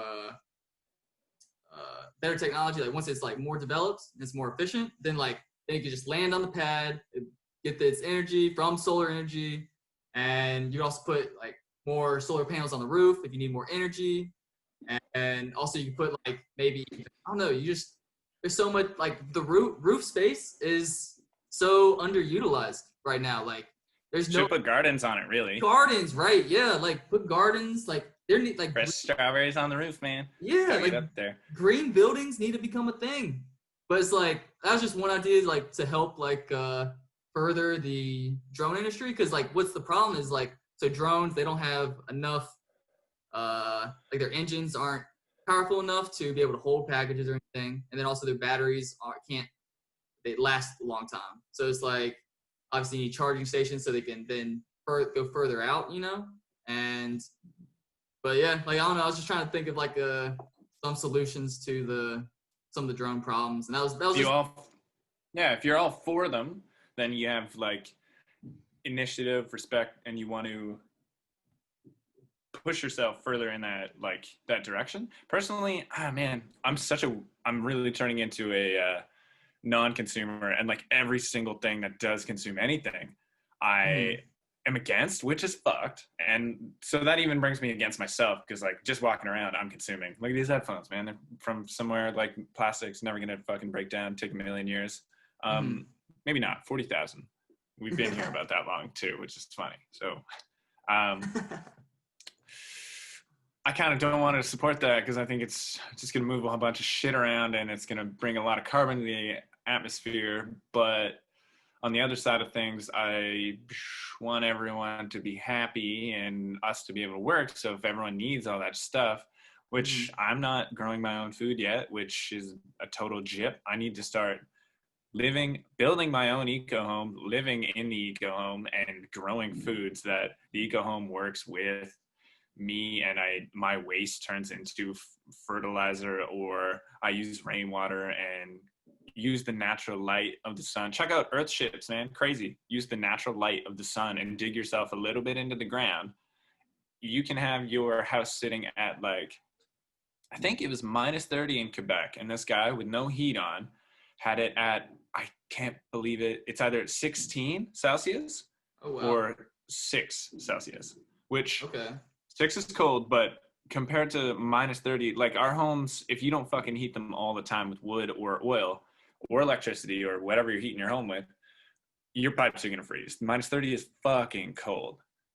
It infiltrates, man. You leave a door open for a bit. If there's a little crack in your window, that shit can freeze open and stay open. But the house, the way it's designed, it's completely, if you're in the northern hemisphere, it's completely south, that it captures the maximum amount of sun through its window, and you're halfway dug into the ground. So your back wall and all your front windows are directly in the maximum sun capturing area. That your back wall is made of a big wall or bunch of rock that charges up from the sun. Now here's an issue. What if it snows on it and you got to clear that shit? But even further than that, what if it's not sunny? Yeah, we'll cross that bridge when we come to it. But in the summertime, the sun is higher in the sky and just shoots over your windows. So your house is half roofed over, half in the dirt, and it's more on a 45-degree angle facing the south. So in the winter, when the sun's lower, it goes directly through, charges your back wall. And in the summer, it's up above and doesn't penetrate to the back of your house and charge anything. House, windows, south. But right along your whole front is a garden. It's a green space. It's a natural greenhouse. You fucking wake up from your room and you're looking at your garden, and you don't have to go far to take care of it. You're trimming your leaves each morning. Your watering system comes from your gray water from your dishes. You let it, you might need some filters. You might want to just use bio soaps and stuff. Then your gray water just flows to your garden, which is on a slight slant, flows to your garden and flows naturally down, making all the dirt wet, making it able to, that's watering your plants with your old water that we're just putting down the drain, and then it's got to get through the filtering system. Use a natural filtering system, put natural things down your drain, water your plants with that inside of your own home, just to the right of your sink. A huge line along all your windows. Oh, fuck. Check them out, man. Earthships, they're amazing. A lot of them are made from like really fucking natural and recycled materials, and I'm really stoked on it. And I should be doing that, just working my ass off to build one of those things, because then I'm just building a home that really doesn't take much from the earth. Try recycled glass. We already have a bunch. Because you could start using fucking excavators, non-recyclable metals or like plastics, all that shit, and really start fucking up the world more than building it completely naturally. Kind of thing, naturally, or like your own fucking labor. It's gonna be hard, but That sounds cool. Go for it. I'm getting there. Gotta find a property. You know, Yeah, you need yeah, money, and then I gotta sell myself for that. Or I gotta sell my heart soul to make Sell your meaningful body. conversations. Yeah. To those not the kids, not the people we're into, not the mid-age. I'm talking these ladies here. Yeah. The dollars. They have interest going up in their bank. They don't know what to do with their money. I'm only $19,000 a night. That's it. You can have an amazing experience. You're gonna die soon. What are you doing with that money anyway? Yeah, they don't let all that compounding interest, man. Like they're sitting on like a golden egg, pretty much. Like, oh my god, cougars or gilfs. Is that the term? Yeah. There you go. Yeah, that's the age up. So one is prison bait. Yeah. This is hot ass.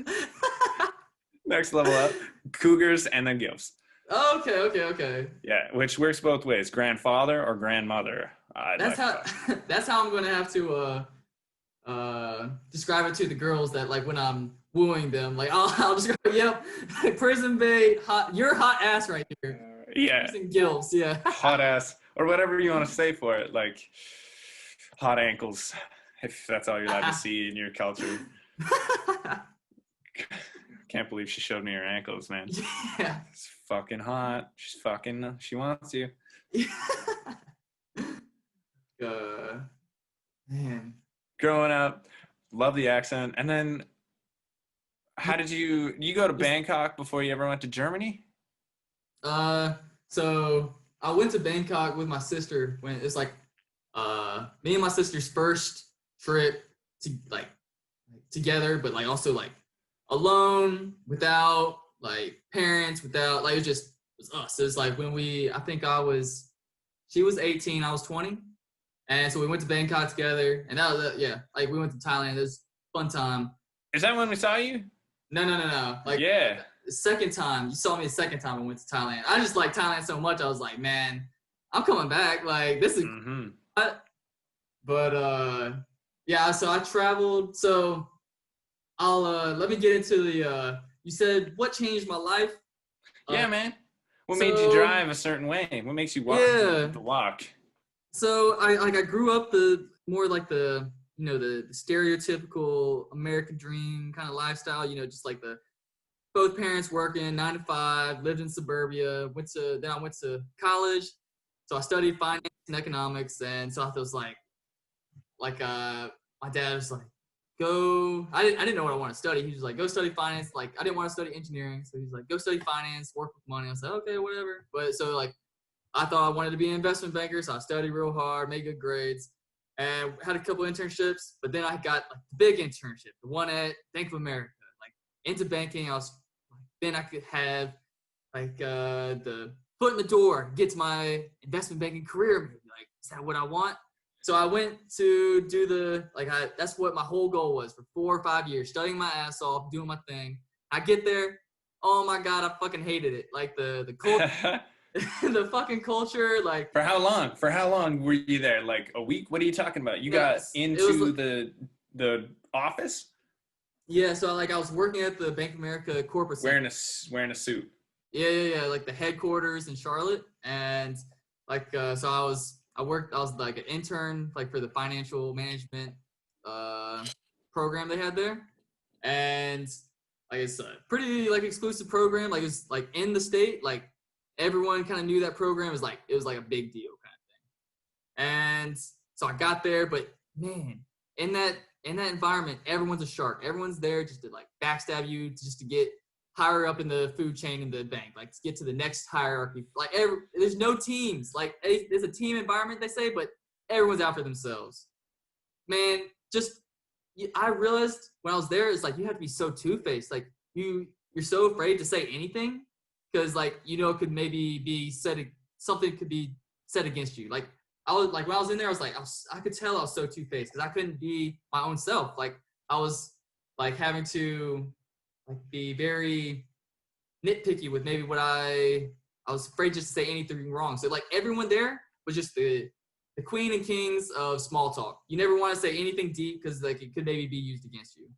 And so like it was like, oh, man, it's just a bad environment. But then also it's like, then when you got finally there, like when you were learning it in school, you're like, oh, you kind of learn like lots of the good things. They don't tell you about the bad things. But when you get into it, like you learn a lot more of the bad things, just how like banks, like, I don't know, they, what's it called? Are all like, they all have criminal money in it. Like all of them, like, hey, Yeah. I don't want to support that shit. Like, so. Yeah. Fuck yeah. Good on you. So so morally, like I was just like, man, I don't want this for my career. Like I don't want to burnt the whole office, killed everyone in it, went to Germany. Yeah, so like I knew I was very unhappy. So I was like, I knew that was not gonna bring me happiness. So I was like, man, you need a change. So then like I graduated from college and I tell my granddad this, like he lives out in Seattle. I never really got to, like I'll see him at Christmas times, but he always lived on the other side of the country. So it's like I never really got to know him. But I told him this, he's like, yo, come out and see me, we'll figure out this shit out together. And so I drove across the states like after college, go see him, just kind of like try to figure out what I want to do. And so this was right, like, so I graduated May 2017. So like, yeah, so like this was Trump presidency now. And like, so I went out there like, and so I thought maybe going to law, maybe. And so I was volunteering a couple places that just cause I want to do something. I volunteered on one campaign out there, like, cause I definitely wanted to try to do something more for politics. You voting Trump? No. I'm very liberal. Did you even vote? I did. I voted for Hillary Clinton, even though like, I was a Bernie Sanders fan, but like I was just trying not to get Trump in office, but like it still happened. Hillary Clinton came to college. Like I went and saw her because me and my roommate were like, let's go look at our next president, and then like that didn't happen. But yeah.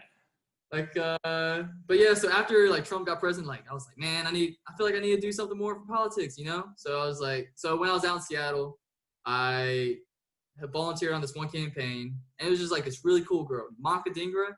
She, like, me and her were best friends. Oh my gosh, she's so cool. And she the leader of the group?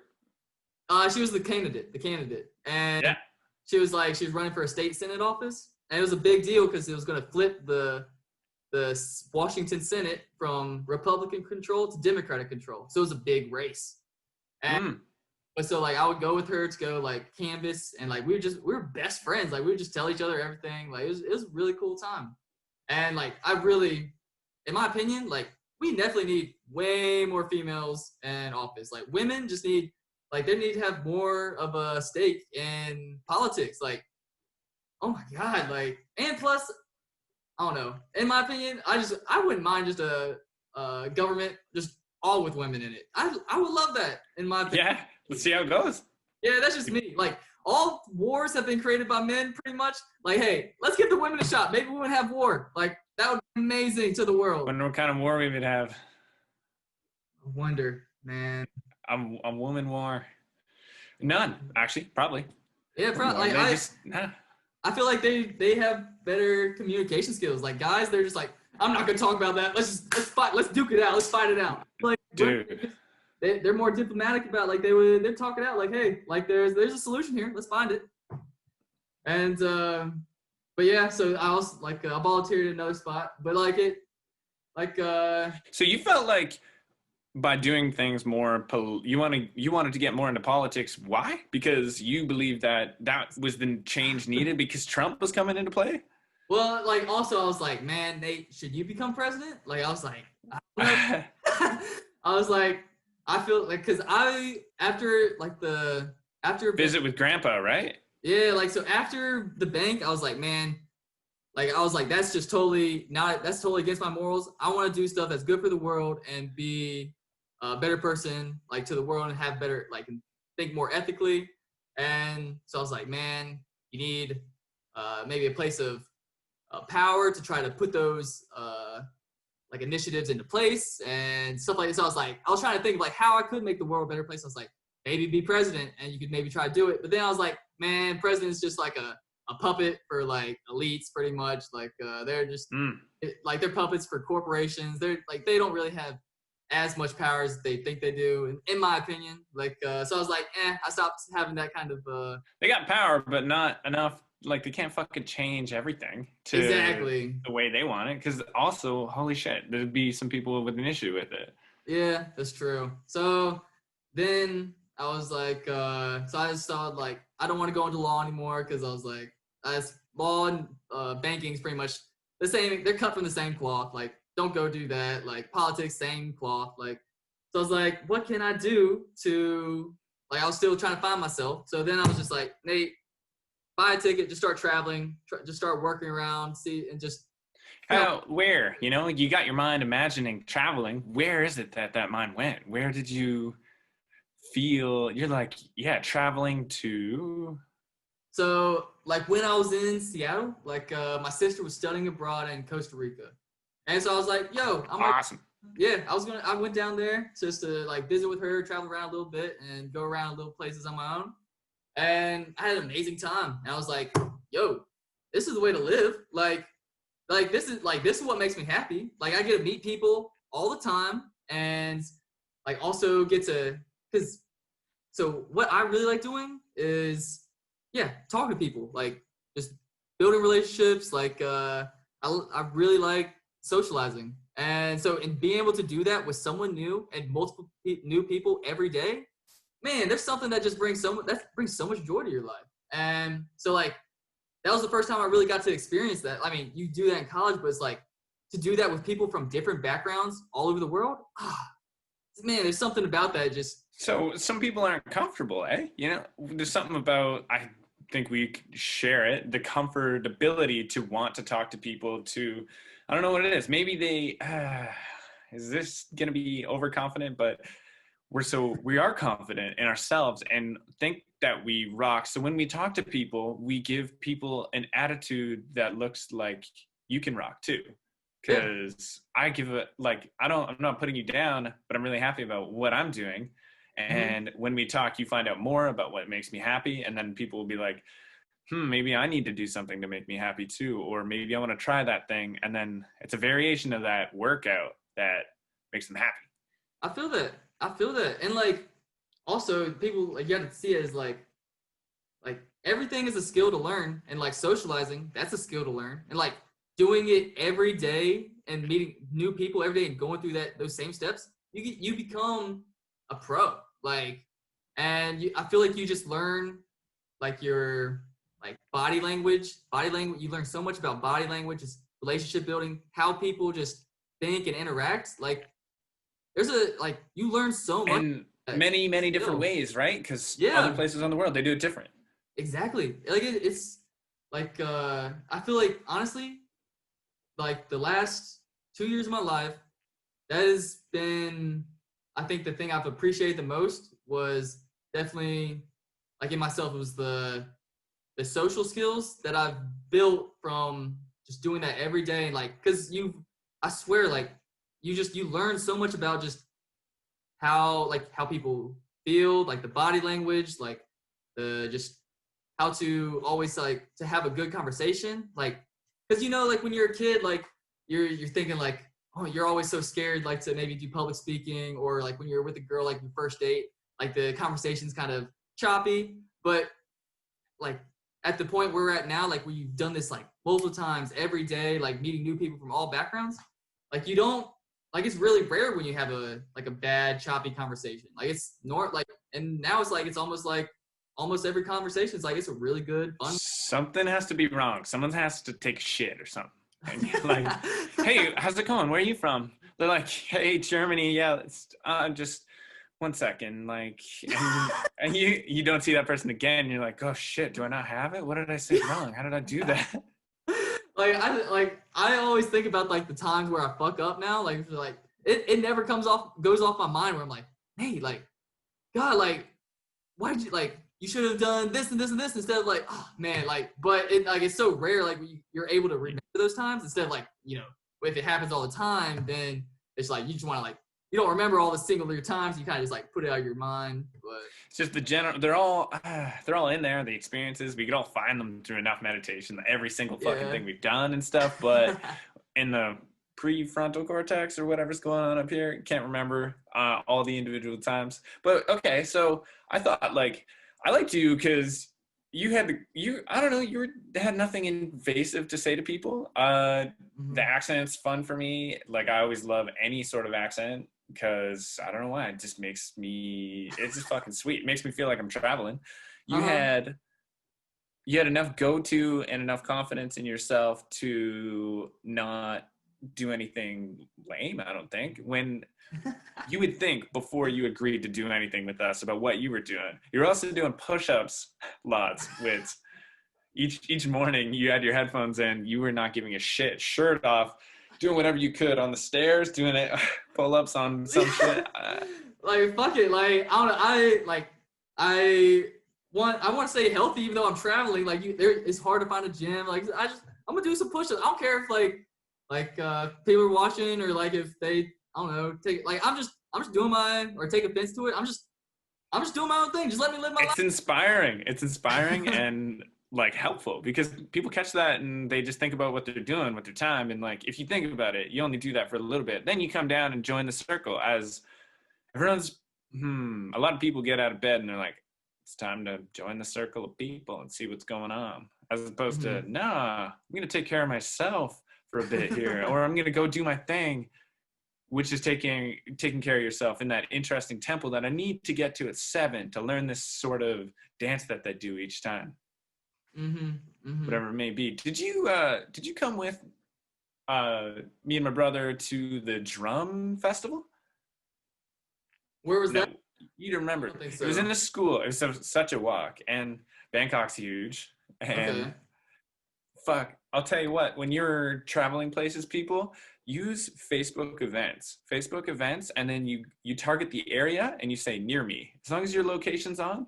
I've been so many places in the world. Facebook events are so cool because you could be anywhere from usually there's pro parties or weekly event parties, and you get to know what's going on in that area near me.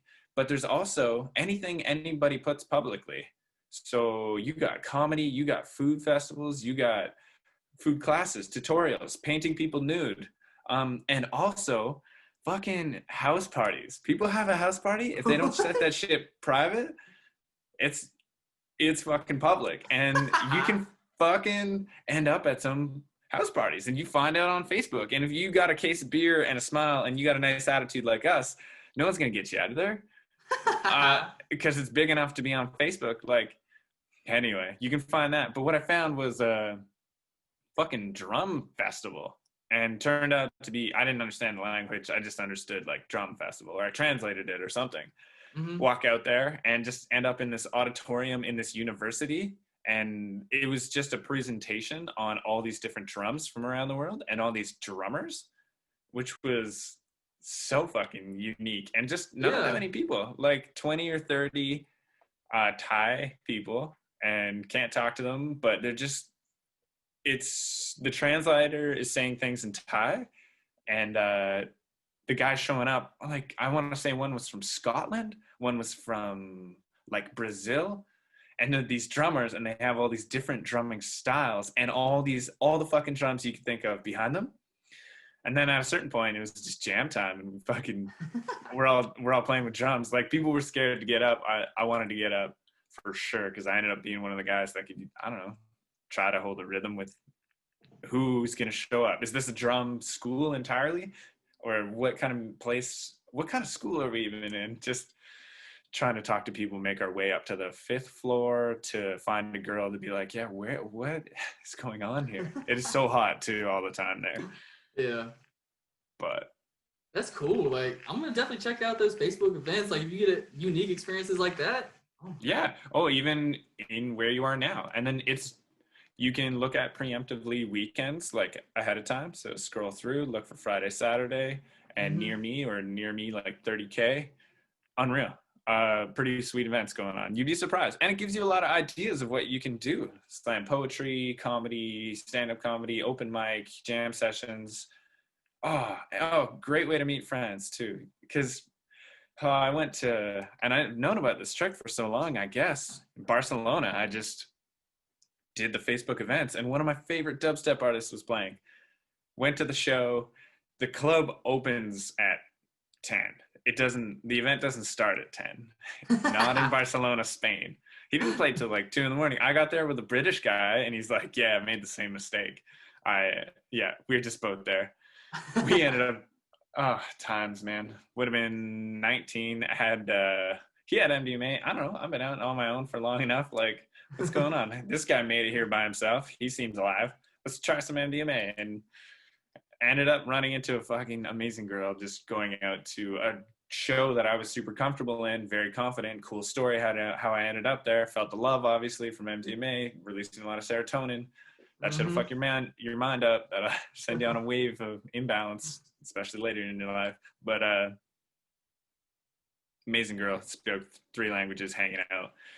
Just win stories from the Facebook events is what I'm getting at. That's cool. Like, yeah, like if you have unique experience, like, cause that's what you remember. You're not gonna remember just like the stereotypical, like, I don't know, went to the famous bridge that everyone goes to. Like, who cares about that? Like, I want it, like, where, I don't know, it's an experience, like adventure, like, something that's just totally. Yo, I got you.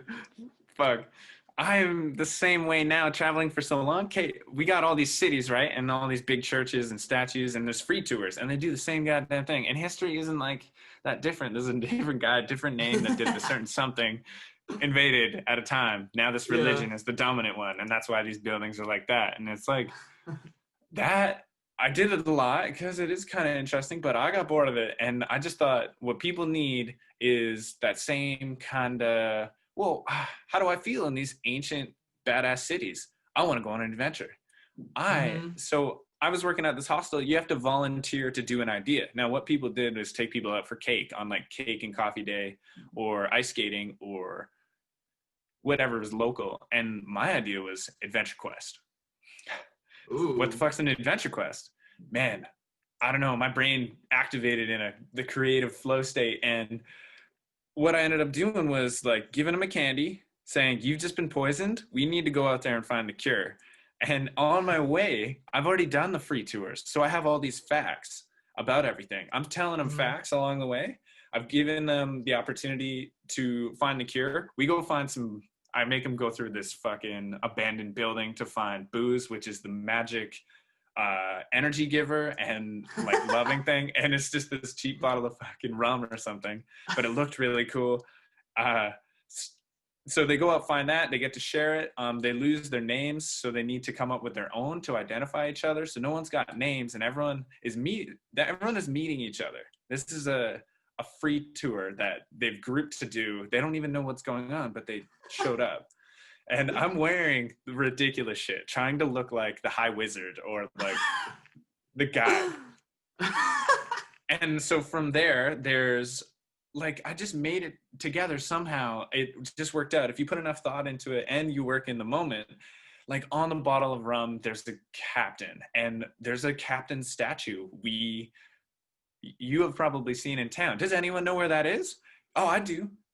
Hey, you're going to be our guide. And then I have a little stick saying, like, it's my stick, but I gave it to him because he's now the guide. Now there's a guy, like, and they're all nervous sometimes. We go and we need some magic corn for the food to feed the tree of life, to get our cure. So we go to a bar and we're just drinking, and it's storytelling. And also everywhere that I go by with the free tour, I'm telling everyone all those facts. And then when I stale out, I have a book of facts that I found about the country, facts that are amazing about maybe just even trees or anything. And also I used someone's UE boom and had Pirates of the Caribbean 3-hour repeat playing. And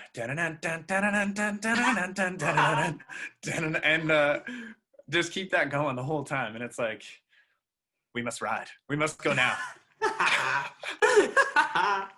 I did 3 of those things, man. Man, I want to do one. Right? Make it up, man. Do it. You are the change. That's what you invent. What you want and what you miss. Don't let anyone hold you back. Like, people thought it was impossible to do the 5-minute mile. Impossible.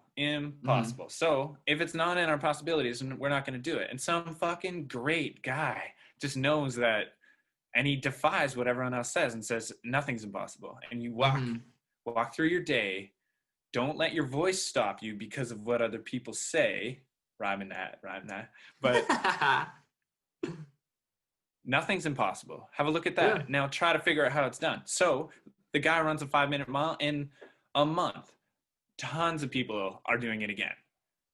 Now doing it. And then that just goes with, now people are doing crazier shit. And yeah, my homeboy Wim Hof is just breaking science too. They're saying pharmaceutical companies hiring the scientists are saying certain things. He is saying, nope, I can change my temperature of my body on my own control. That's said to be impossible under these circumstances, being buried in ice. And I've just proved you wrong. You're an anomaly, they say. He teaches people. Then they do it. Now, like, get your science out of here. Stop saying, don't tell us what to think. Don't tell us what is possible or not. Just keep, like, walk through the day, say anything's possible. Now, I could be a shaman god. I used to play World of Warcraft. I know what's a good fucking adventure. I know what I liked on my tours. I know what I think people will loosen up people. Booze. Yeah. I know there should be an end goal to this, that they need to be caught and need to do something. What are they doing today? So on a free tour, you're going to learn stuff. What are you doing today? Imagine with me, you need your cure. Because you just took a candy from me. I got them all. I'm like, hey, does everyone want a candy? Fucking everyone had a candy. And I'm like, you don't even know my name. You don't know what's going on. I just poisoned you. You don't take candy from strangers like that. Although, honestly, the world's a nice place. If you get offered candy, fucking have some candy. Get offered like drugs, have the drugs. Although, no. I don't think it's the worst. Although COVID will freak people out, and do what you will, man. Be afraid of death or eat the candy and go have a bath with an Irish guy. Did that one time too. You did? What you probably, hey, how was I love that we got to meet and something inspired, like my brother loves you, so it's really awesome to get to know you, and like I'm just happy that he's happy to talk about and have a guy in his life that inspires him. Now, whoever that is, you know what I mean? It catches for some reason, and you might find a guy inspiring. I'll be like, I don't know what that guy sees in him, and like, but I'm just glad that there are people that inspire people in the world. And so you and my brother went down to the full moon party. That's when you guys met again, right? Yeah. Tell me about it. Give me all the ditty, the gritty. It's emotional. Like, what's going on? Is the town super busy with where? Go on. All right. So we saw each other in Bangkok, and then I went down. Like, wait, did we see each other down? How do you get down? Bus, scooter, airplane, camel? Yeah. I think so. Like we started in like Bangkok, but then we saw each other in the islands again. Like, we met up in the islands down in Thailand, and then I went up to Lady Boys hitting on ya. I mean, obviously, like I've been hit on, let's just say, by a wide variety of people. I don't know. Mm-hmm. I always take it as a compliment. I'm like, thank you for I like to think I like it when someone gives me that compliment, like that they think like I'm an attractive person. Like, oh, thank you so much. I really appreciate that. But it's just so I don't know. Okay, so we met in Bangkok, then I think we went to the islands, had some fun time, and then we scuba diving, partying. Oh shit! Full Moon Festival in Thailand. Oh, okay.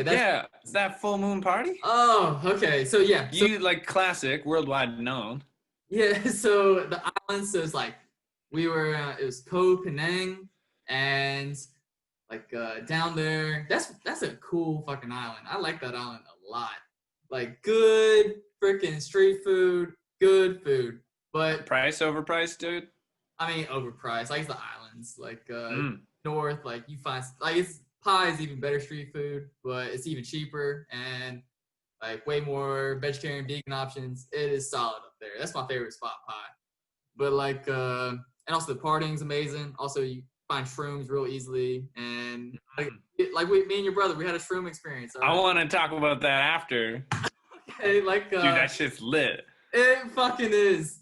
But like, so the Full Moon Festival. So we started at some hostel or bar or some shit, and I just laughed about a story that my brother fucking said about you on mushrooms.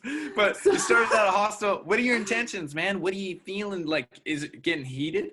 so Like, I mean, man, look, I feel like I'm gonna mate, or like there's something going on here. Fuck. What is this? we were just drinking a fucking shit ton and Of what? What are you drinking in Thailand? beer. Like, we had a bunch of beer, a bunch of just shots. I don't know. I blacked out before we even made to the party, and then I think I like walked off or something. People couldn't find me. Like, they were calling me. I was blacked out. I couldn't find, like, and then I finally wake up at this off the table, this one bar, and like, I'm like, I see my phone. I'm like, oh shit, no one else is here. They're already there. I get into one of the cabs, not cabs. Tuk-tuk? No, like, not tuk-tuk, but like one of those trucks, like, where it's like a lot of people get on it. Like, you only pay, like, it's like real cheap and they take you there. And I somehow get on there. I'm motion, like I don't know. I was getting sick. Yeah, I was getting kind of motion. It was all over the place. I was already super drunk as fuck. I was like, I was ready to get off that truck. And then I finally get off there, and I'm trying to just find the beach. I'm drunk as shit. I don't know where to go. I finally get to the beach. Then I just look for the tallest fucker I could find on the beach. I'm like, yo, there's Joel. And, nice. And so I finally link up. That's a good time, man. That'd have been nice to see ya. Right? I was just so happy to see him because it was so hard to do that drunk as fuck, blacked out, to get from that side of the island on some truck. Like, Good on you not going back home. You stuck it through. Oh, you better believe it. Like, I was there for the Full Moon Festival. I was not going to miss it. And I get there, and so we have a good time, and then we're trying to make it to the morning because that's like apparently that's like more of the party. And so like we were like, let's just take a quick nap right here next to this tree. And I thought you were gonna say something else, man. No, let's just take a quick, like, I'm thinking stimulants, and I'm thinking Red Bull. I'm thinking, I don't know, couple Red Bull vodkas. Ooh, that would have been tight. But like we take a quick nap this tree. Is there music playing everywhere? Music everywhere. There's a bunch of people like all over the beach. And so we're just laying on the beach pretty much like next to this tree. But my phone gets stolen. I get, like, it was like a little bit of money too. And my phone gets stolen. I had a fanny pack on me under my shirt. I was definitely like blacked out, didn't feel anything. And so someone lifted up my shirt, went through it, took it. I was like, fuck. But so that sucked. But like maybe or maybe drunk as fuck, pulled out your phone to check some shit, dropped it. Like, you don't know. We can't blame it on anyone else. That's true. I was not awake. Joel, I was like, and plus I was next to this dude that's 6'8" and like also like jacked as fuck. I thought no one would fuck with us, you know? Like, there's no one was gonna fuck with us. And of course, like, my shit gets stolen. I couldn't believe that. But like the food was real good, the party was real good. Like healthy boys. It's hard to remember like more details. I guess you just wasted. So a lot of people wasted too, like, or is it easy to, you wouldn't be able to tell me if it was easy to like chat with nice people? So it's easy to do that. Everyone else is drunk. Everyone's like tourists also. They're all just trying to have a good time, you know, like. Yeah. And like there are also definitely a lot of locals there too, I'll admit. And so it's a vibe for everybody. And like the beach that it's on, it's a really nice beach, like solid area. And water is good. Like, oh man. Yeah, just. Do you go swim in the night? No problem? So hot that you could do that? You could definitely do that, yeah. I didn't do it, but like definitely you could do that. And do that. But like since I was just drunk as fuck, I couldn't remember. like that night's kind of blurry for me, but Glad you made it, man. Fuck, I'm yeah, sorry you lost your phone and a little bit of money. like it's like so Lessons. yeah, lessons and like well Well, Grandpa would say, like, you fucking idiot. yeah. Like while traveling, like you hear some horror stories, like people just getting everything stolen. And I'm like traveling for that long, like and to only get like a phone stolen and like a little bit of cash, like I'll take it. Like it's Yeah. like and I was drunk, like I don't know, like it's whatever. Like it's like there's a lot of other stories that just like yeah that I was Fast forward. fast forward. Hold on. Fast forward over to when you and Joel took mushrooms. Oh shit. Okay, that was so pie. So me and Have you done them before? never. That was first time. Nice. Yeah. And Joel too, I think. Really? Okay. I think he said that. Yeah. And so like we were in Chiang Mai. We moped up to Pai. I got in an accident on the like a mile from Pai. Ugh. Aye. Yeah, that kind of sucked. But like things still worked. I could still walk. Everyone was like, no one was hurt too bad. So like it's whatever. And but we get to Pai, and like it's just Pai's a real cool spot. Like little town. I heard it's amazing. Yeah, you can walk everywhere, good partying, like real pretty and real good street food. Like, oh, so, and it's real cheap. I think the hospital I was at was like $250 a night or something. It was just so cheap. Yeah, but That's great. yeah. So shrooms. So there's this one place. What was it called?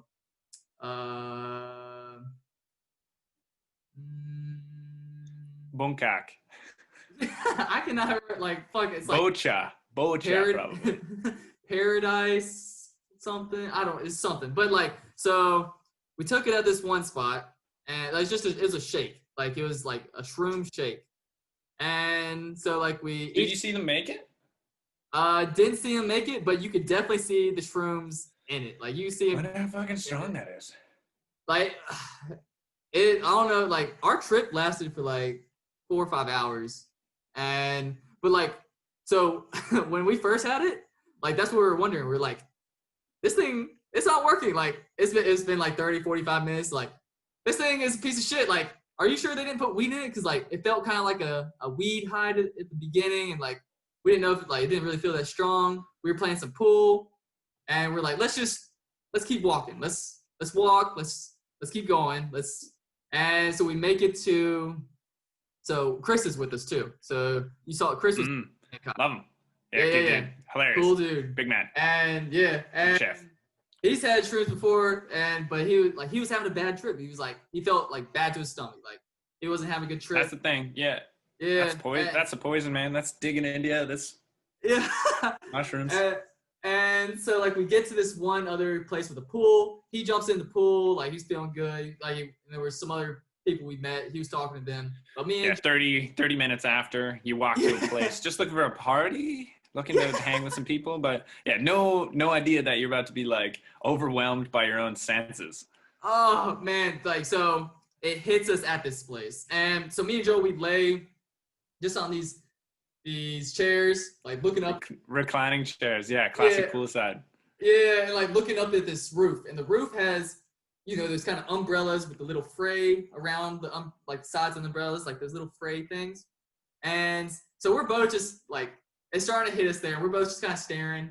And all of like, what I see, the little frays, they just start, it looks like they're worms. They just start kind of like moving like this. And I'm like, start like looking for the wind. I'm like, where's the wind coming at? Like, how is it doing this? And then once I'm finally sure, I'm like, that this is not wind, I'm like, Joel, does that fray look like it's alive to you? And he's like, that's exactly what I'm seeing. Like, that shit had like, it had like an energy to it. Like everything on True, it has an energy, like everything.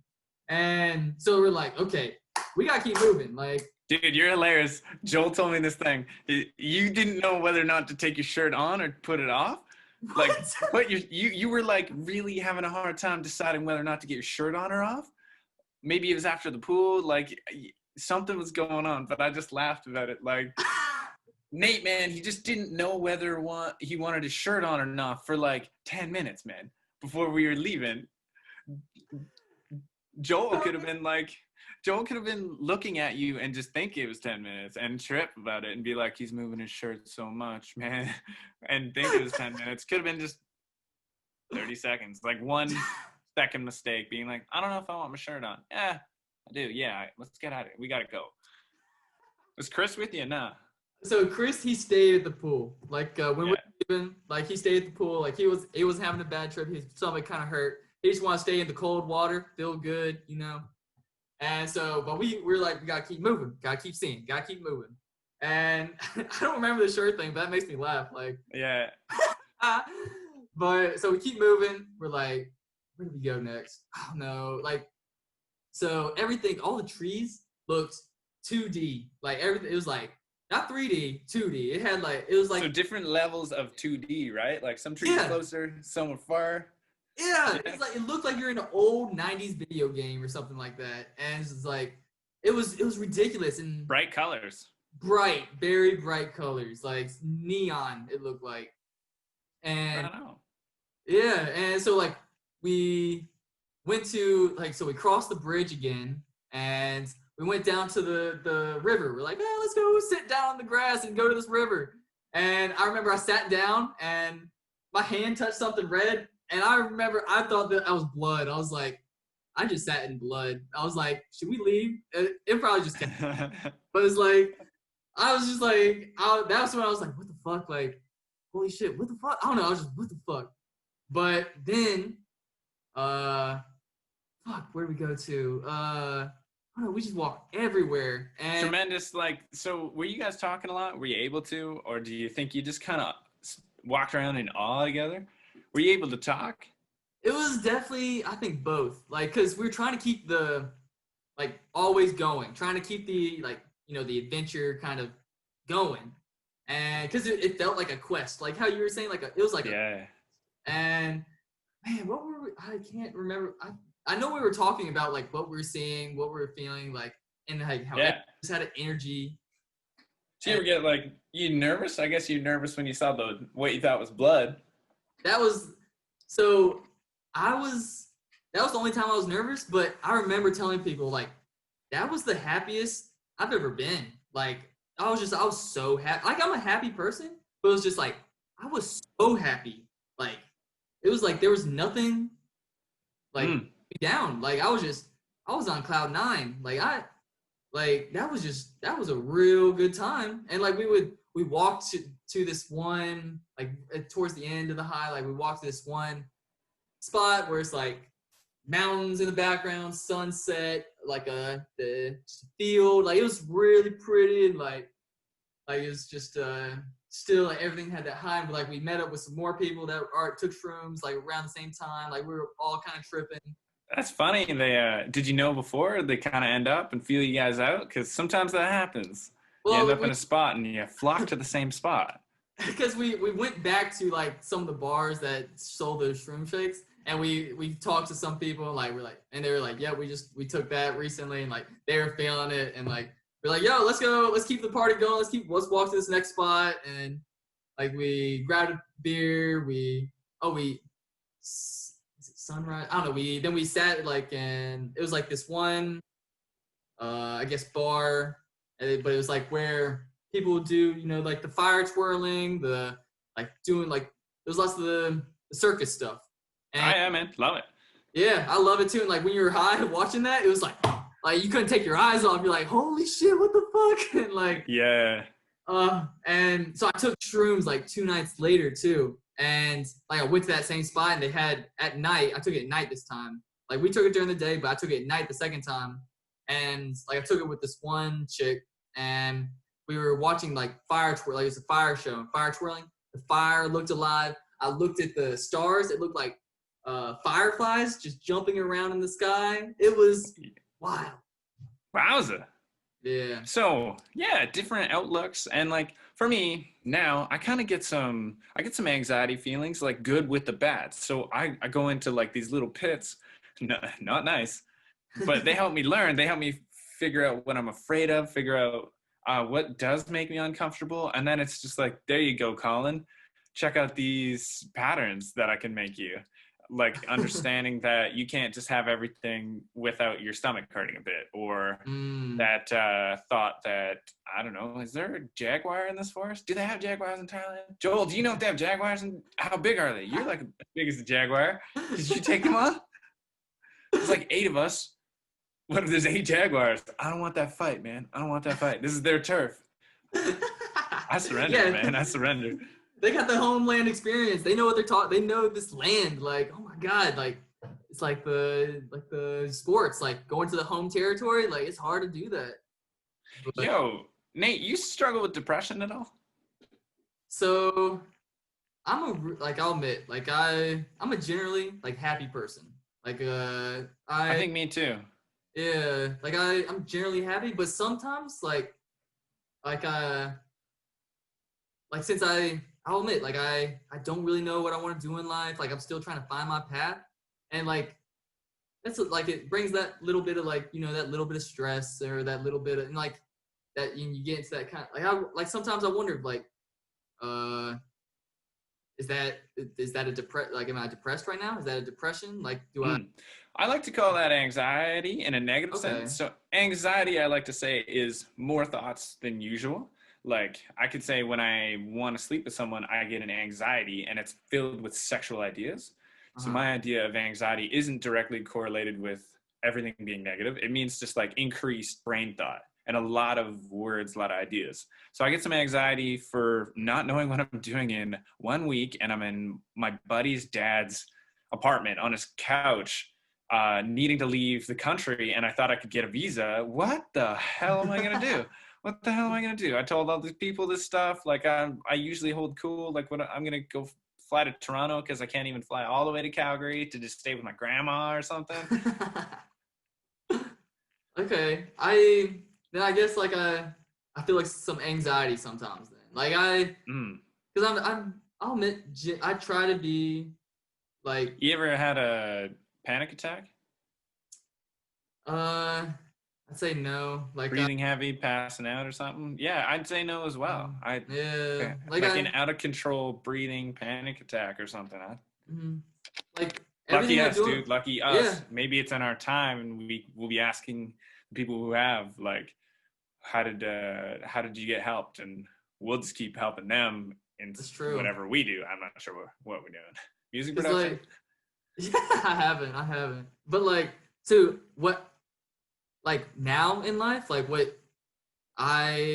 so everyone tries to see like or deem what is success, and like everyone's like, some people say money, and like, or at least that's lots of the Americans, like they'll say money or like good job, like everything's kind of derived from money. But after kind of like working in banking, like I saw how unhappy I was like, that's not what's making me happy. Like I was like, I need to find a new thing of like what is like success. What is what do I think a successful person is? I think it's just like being happy. I think it's promoting like doing what makes you happy. So now I just live like kind of the mindset, like do whatever makes you happy, and then you feel like you're a successful person. Like, and that, at least that's my trying to cater to that life of yourself. I've been telling people, find your greatest God, design it in your mind. Could be God or goddess, and whatever that looks like to you, listen to it. So that's something you create of God. It's your image. We all have it in our mind. Mine weirdly looks like the normal one, kind of beard and just kind of like Jesus, but more white and humble. But I don't like that. I like everyone's impersonation of what they think is God, and comes from your most inspiring people or goddess, and shape that. And if it could talk to you, listen to it. Let it talk to you. Because you know what you just did? You designed your greatest self, your greatest person you look up to, and then you filled it with words. It's your mind and your words from your greatest self. Then you listen to those. That's going to turn you into your greatest self, whoever you are. Because my impersonation of my God is different, and it's going to say different shit to me because it's the best for me. And yours will too. And create your greatest God. Talk to him. I feel that. Like, find your greatest God, talk to that guy. Yeah. Man, yeah, I feel that. For, Like for figuring out what to do to feel good, or make your God of goodness. God of goodness. And sound of that. and that's your, could be, yeah, fucking female or something too. Could be anything you think's good. And for me, good involves like the love of all people. So that person's got to cater to that. And what they say, keep reducing your carbon footprint. Tread lightly. Don't ever think about what people have said to you. Don't take it personally, because you don't know what they've been through in the day. They're never meant to be an asshole. And challenge yourself. Yeah, all that sounds real good. Like that's what she said to me. I like that. Like yeah, like why they make God a guy? Like it could have been a girl. Like in my opinion, it's like I think it's just like yeah, the patriarchy. Definitely like the one, they were the ones who wrote all that. I guess in the way things have been going, leaders have been mostly male, just because they're big and dominant, bigger naturally, and so they used to move the most stuff, and they're the most helpful. I don't know, and then the decision makers. But fuck, I always think like if you look at it another way, we just do everything for the girls. They own us. I love the vagina, come from it, want it, protect it with our lives. We'll be the ones to go die in our wars with ourselves. The guy's making them. Then you're just serving some guy to go fight for the girl. Why don't me and the girl just like go in the bush and stay there or something? But is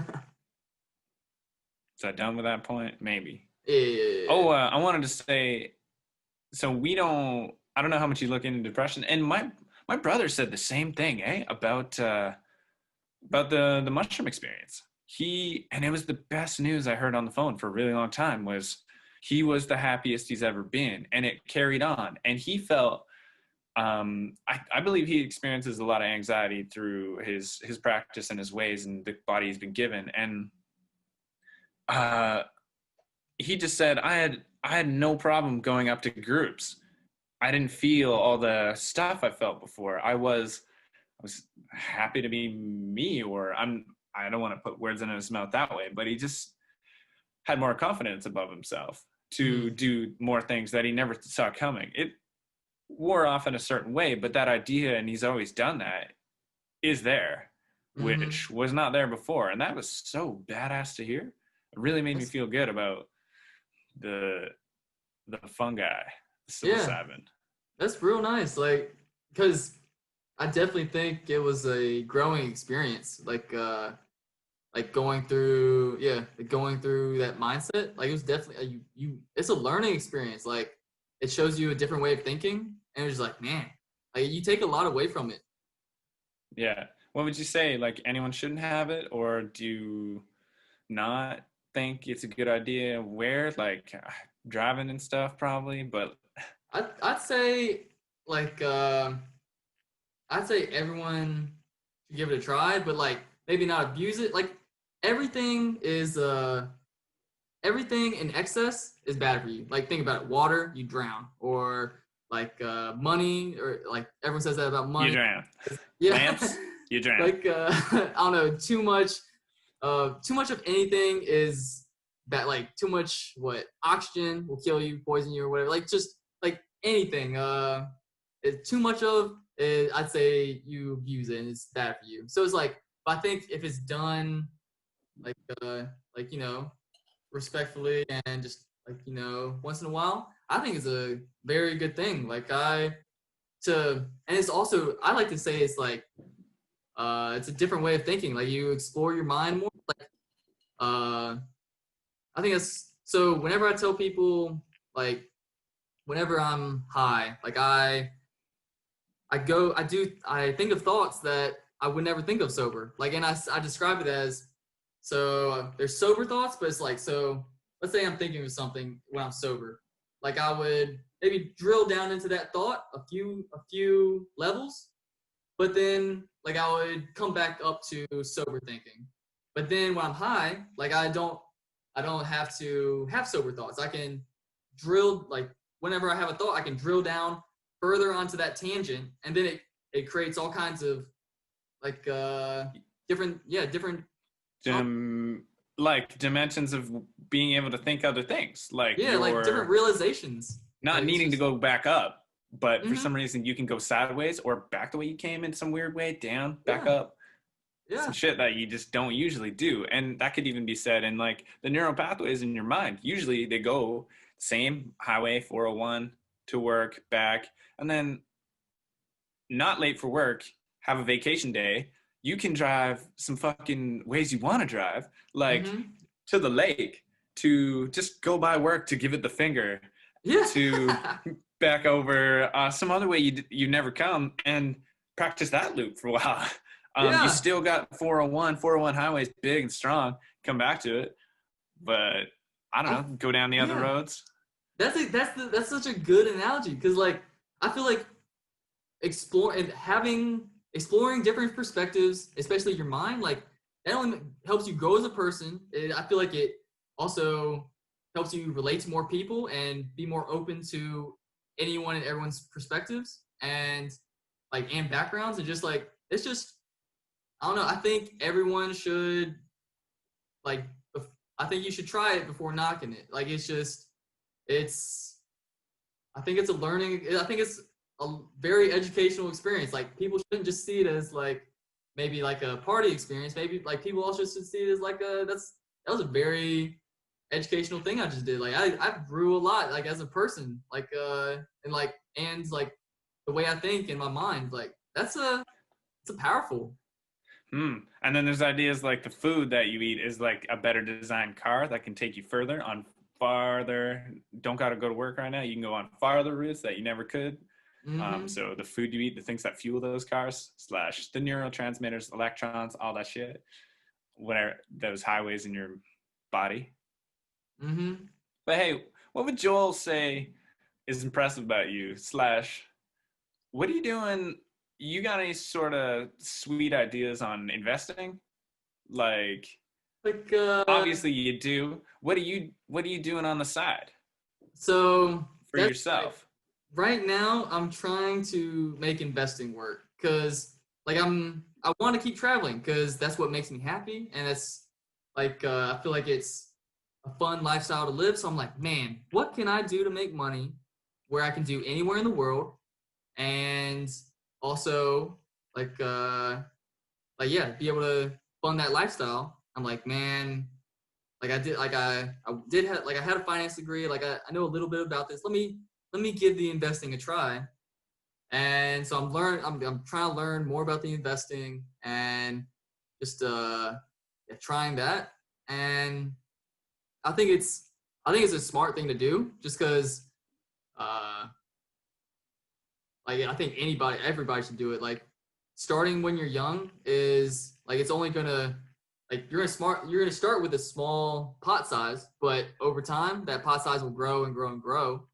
But if you start later in life, you're not gonna have as big of a pot when you're older, and I don't know. I feel like it limits you, because I feel like money brings you all doors are open, all options in life. Anything you want to do, it's open. And what I want it for is I want to I want to travel. I want to be able to keep, because I've noticed this is the lifestyle that brings me a lot of happiness. I want to keep that happiness. That's what makes me feel successful. And my boy, and then stay healthy doing it. But also, man, if you could please think of, while you're investing, who you invest in, motherfuckers, right? Because if you just do it to get money for you to travel, which is amazing. I wish everyone can do that. I hope, if they want. But if it's just a fucking cheap way to do it, that is investing in a company that's gonna fuck the earth up, that sucks ass. And it's true. People should not take the easy way all the time. It'll just be easier to get plastic forks instead of spending the extra 5 cents on a wooden fork. You know how many fucking forks I go through, man? That's $90 a month, man. You want to pay that? And it's shit, dude. It's gonna be a little bit harder, but just enjoy what you do. If you make the poutine or the French fries with the gravy and the cheese, the Canadian way, the poutine. As long as you're happy doing that, it shouldn't be a problem doing what you're doing in a environmentally conscious way, where like who you're investing in, they need your money because that's how we work. That's how they get their food, and they're probably getting it from a health food store, which is a locally thing and viably sourced and whatever. Hopefully, or they can't afford that yet because they're starting this company. But you can invest in those people. It might be harder and you might get less profit, but you're fucking only doing good. And like even then, just go invest some time in the people you want to support. Potentially they come from Thailand, in another country where they're doing they're trying to fund like sustainable boats with their coconut company, sustainable boats that get to the countries like Canada, as opposed to however we're chugging imported goods, like, and it's fucking delicious, and I would love to be able to have $3 coconut water, but it's not maybe the most sustainable way. But you could fund your money in a sustainable company that does better shipping and their coconuts are economically friendly somehow. Then you could go straight over there, volunteer your time with them, learn the fucking physics of how that shit's built, or help them with ideas, feed people who are the minds, / that's what you're doing with your life. And that's how you got to Thailand. And that's how you're working your money, doing good for the world, yourself, and you're making money doing what you want. That's the shit. Yeah, that sounds good.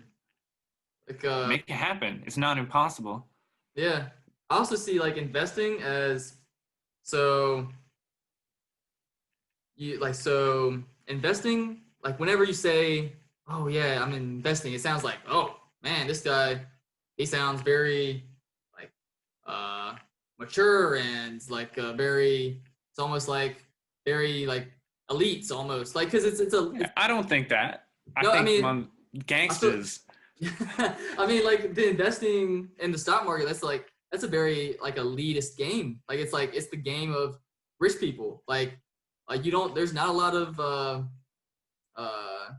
poor people that win in stock market, or also that play the game. Like it's like the most people that are in it, like they're people like that come from money, or like, yeah, rich people. And so it's also, I see it as, and like the people who really control, it's also like it's rigged. Like the people who control it is like all like banks, like market makers, like it's not the like retail investors like me. Like we have such a small share of like the big picture here.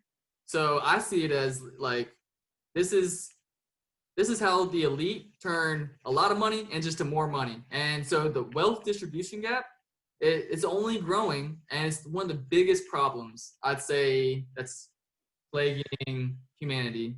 To me, it doesn't exist. Like when it comes down to it, oh no, that totally exists.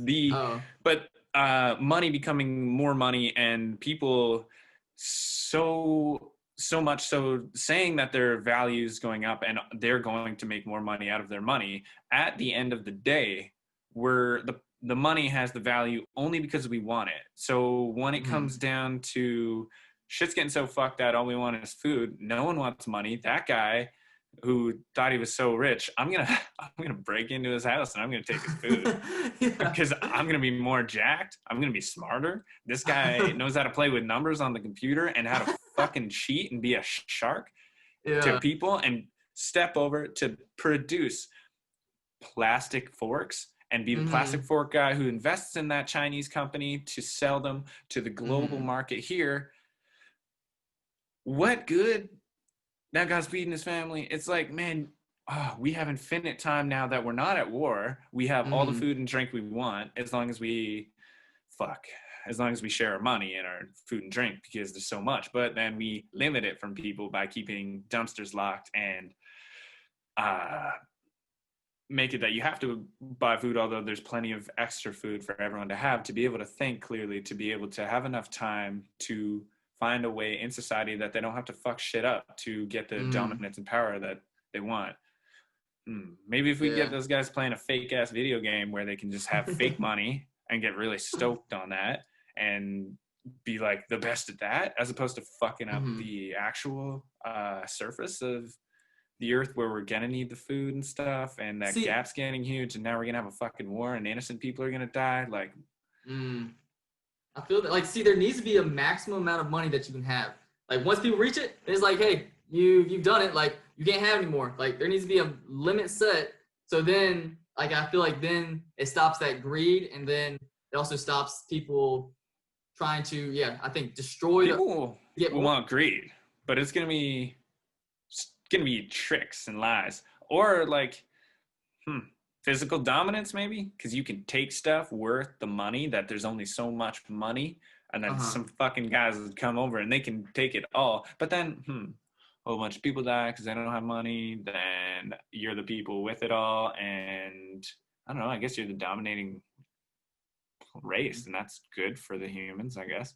A dominant fucking bunch of people who got all the money, and then they just flocked with each other and reproduced with each other, which makes inbreeding and fucked up DNA, which then they get some humanity. Sort of species that fucks them up more. That's if nothing goes wrong with this perfect planet that like is hot and cold to like the best. Sorry, we adapted to live on it. It's always been that way. We were designed to be on it by whoever. But if it goes any closer to the sun, or the sun just like absorbs another sun, it's all going to burn up and go. And that other story is going to be garbage, and some other story will be going on. Yeah. The story of how the planets melted other planets, and like what planets do, and the value of, if you're a star and you burn more planets than another star, you're a fucking cool planet. I mean, you're a cool star, man. Like, shit. I wonder if like, let's say there's aliens that are way more advanced than us, and like maybe that's like a game they played. Like, they're like, yo, this star, like, it's already burned up so many other stars. Like, this is like, I don't know, that's cool. I don't know. Fuck it. Starburners. Yeah, Starburners. Starburner Galactica, and it's an arcade game. And you choose stars, and you're the solar system one, and it's you're high as fuck on mushrooms that it looks like you're in that 2D video game, but so the alien's high as fuck on mushrooms, playing the arcade game that is the Starburner game, Starburner Galactica, but he's high on mushrooms, seeing everything be like how we see things and not an arcade, and he's like, whoa, that's trippy, man. Dude, I played this game on mushrooms once, and the characters looked they were super high resolution. They looked so real. And it was like I was actually burning a whole bunch of people and not like little Mario 8-bit figures. Freaky. Man. But the way I feel like with investing right now, I feel like I am trying to take money from the elites, because it's the elites game. Like, if I take just a little bit of money that they could have had, like, then I feel like I'm almost kind of like Robin Hood, kind of like trying to. So I feel like it's trying to take away, like it tries to narrow the wealth distribution gap, but it's like also, it's like I feel like I'm taking money kind of from the elite's hand, because if I wasn't doing it, then like they would be the ones having it. So it's like, hey, they can't have it all, can they? Does it work that way? Like, because then if like the 99% don't have any, suddenly now 1% has all of it, and I'm saying all of it.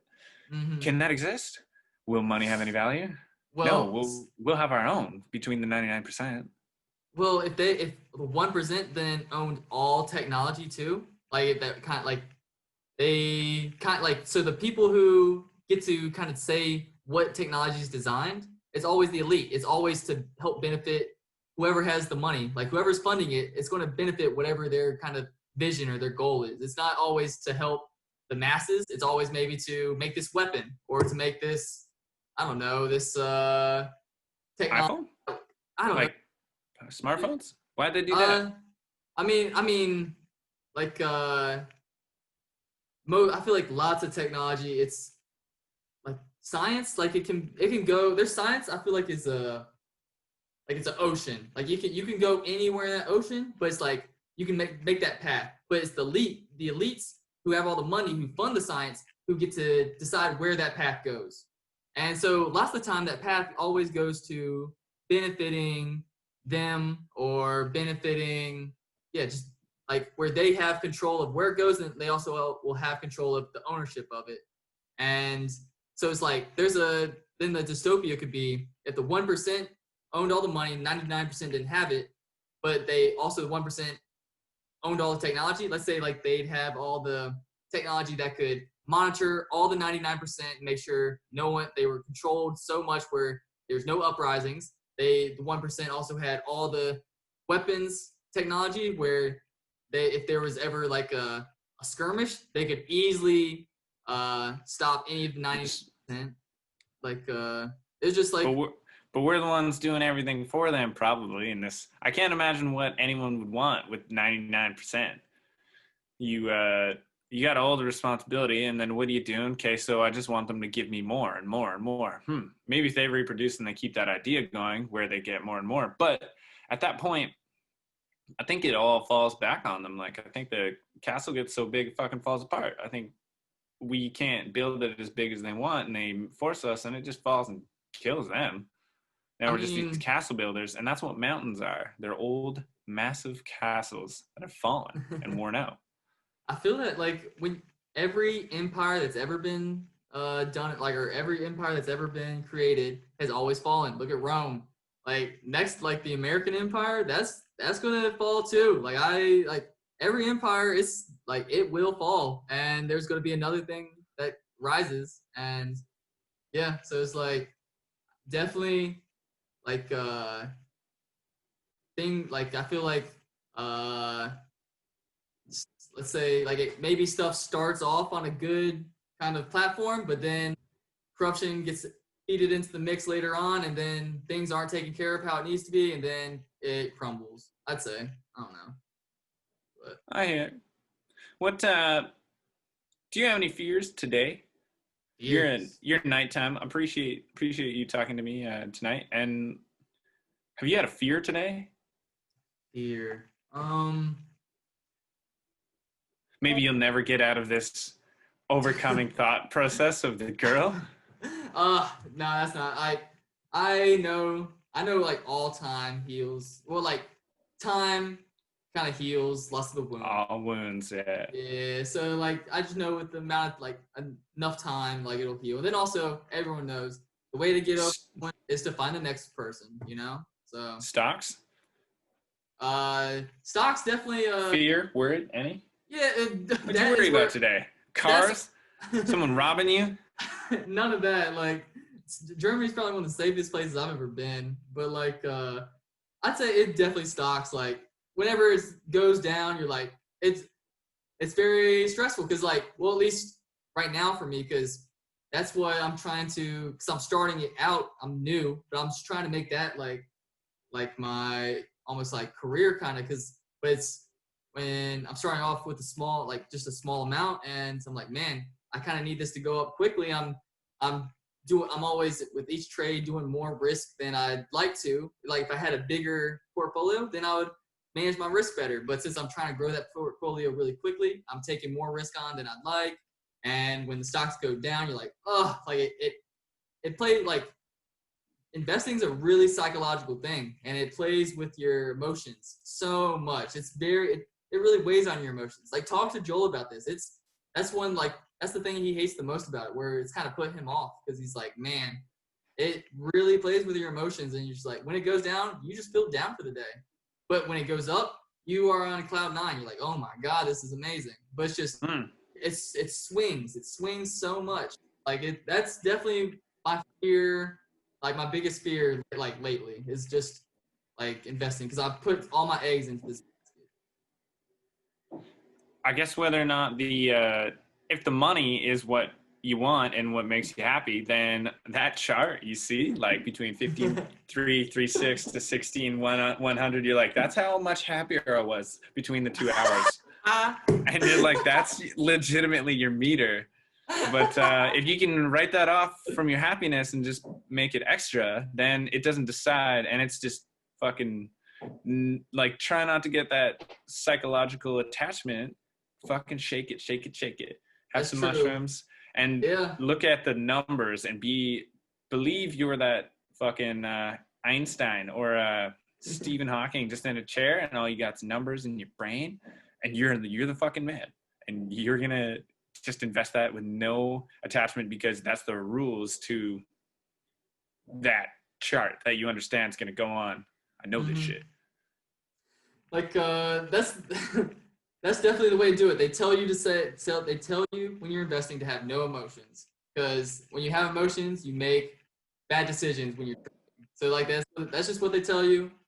But I've been having a lot of emotions lately, like having to break up and then stocks going down. It's like I'm trying not to make any bad decisions investing, but so right now me and Joel were both investing in the same company, and like it's going down, but it's like long term, like in 2 months, I feel like we're gonna be looking better. It's just, man, it's kind of like, Star Wars, like you're the rebellion, like you're the rebels, like you have to have that small sliver of hope just to feel anything, to feel just a little bit of like you have to have that little bit of hope just to keep going. Otherwise, like you're just like, oh man, it weighs on you. But yeah, like definitely you gotta just detach it, and you'll feel better. Like Don't expect it.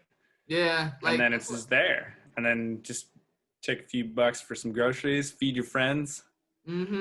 Exactly. Like I think I'm gonna just go get a side. Like I'm about to probably just go get a side job somewhere so I can see that as kind of like my main thing, and then just think of investing as like more like a side, like where it's like the long term play. The other side, and then the other side is your body. Yeah, Side job exactly. and a side investment thing, and my body's number one. I'm just here. Body's number one. Doing push-ups, 39, 30, 39 times 3. Like health, like what do they say? Is like health is the most important thing, or something like that. It totally is, man. Because when it goes away, fuck, it is horrible. Everything doesn't matter. All that fucking investment shit, dude. What? It's momentary. Exactly. So like I definitely try to like always eat right, try to like exercise, try to keep my mind right. Like I do exercise just to keep my mind. That's one of the main reasons like exercise is there's so much it helps your exercise makes you smarter. Yeah, I mean it makes you like just feel better. It makes you feel positive. It makes you feel makes you smarter, man. Everyone fucking knows it. It's written in a book over here. Some of the smartest people exercise a fuckload and super sharp and keeps you sharp, and just because you keep blood moving through your body, like and it runs through your mind too, and you keep it really hot and active, that it needs to be fueled better. Like it's also a stress release, and like I mean obviously one like the main reasons for people is like so look more attractive for the other sex, but it's like everyone's always forgetting all the secondary reasons, like keeps your mind right, it keeps you like from being in the hospital, like it keeps you from like I don't know, it's just like it's there's a lot of reasons to like just try to live a healthy. That's the change between thinking what you should like and then doing what you like, which what you like I guess should be liking yourself. There's liking or doing what you think you should do, and then doing you, you're going to feel yourself, you want to feel good, and then once you feel good, you're super attractive to the other sex, as opposed to thinking what I should do is be with people. I need to be with people because I need that, because then your body's going to take the sacrifice. Your mind is on how to get a certain person, as opposed it's not yin and yang. That's not polar opposites. They're just two blurted ideas. Like yeah, that was like that second one. I think it was a little bit of a, you don't want to have that dependency like that where it's like I don't know, where you have that dependency of how people think about you and you're doing this for someone like you're only doing that for the opposite sex. I don't know. It's like you have to have those your independent goals, your selfish goals to like make it. I don't know, like make it more like you're working on you're working on yourself, you're working on your body, you're working on your mind, you're working on I don't know, just your health. Like that's is like at the end of the day, that's really all you got. So I don't know. I might just be talking bullshit right now. I don't know. I love it. I agree with it. Yo, I'm gonna wrap this up. So you got any fears you want to say out loud to a whole bunch of people because it'll make you feel better about them? Fears would be I fear everyone understanding me and my feelings, and they're gonna attack me if they know my true self. I'd say. Sorry, I just had to get that out.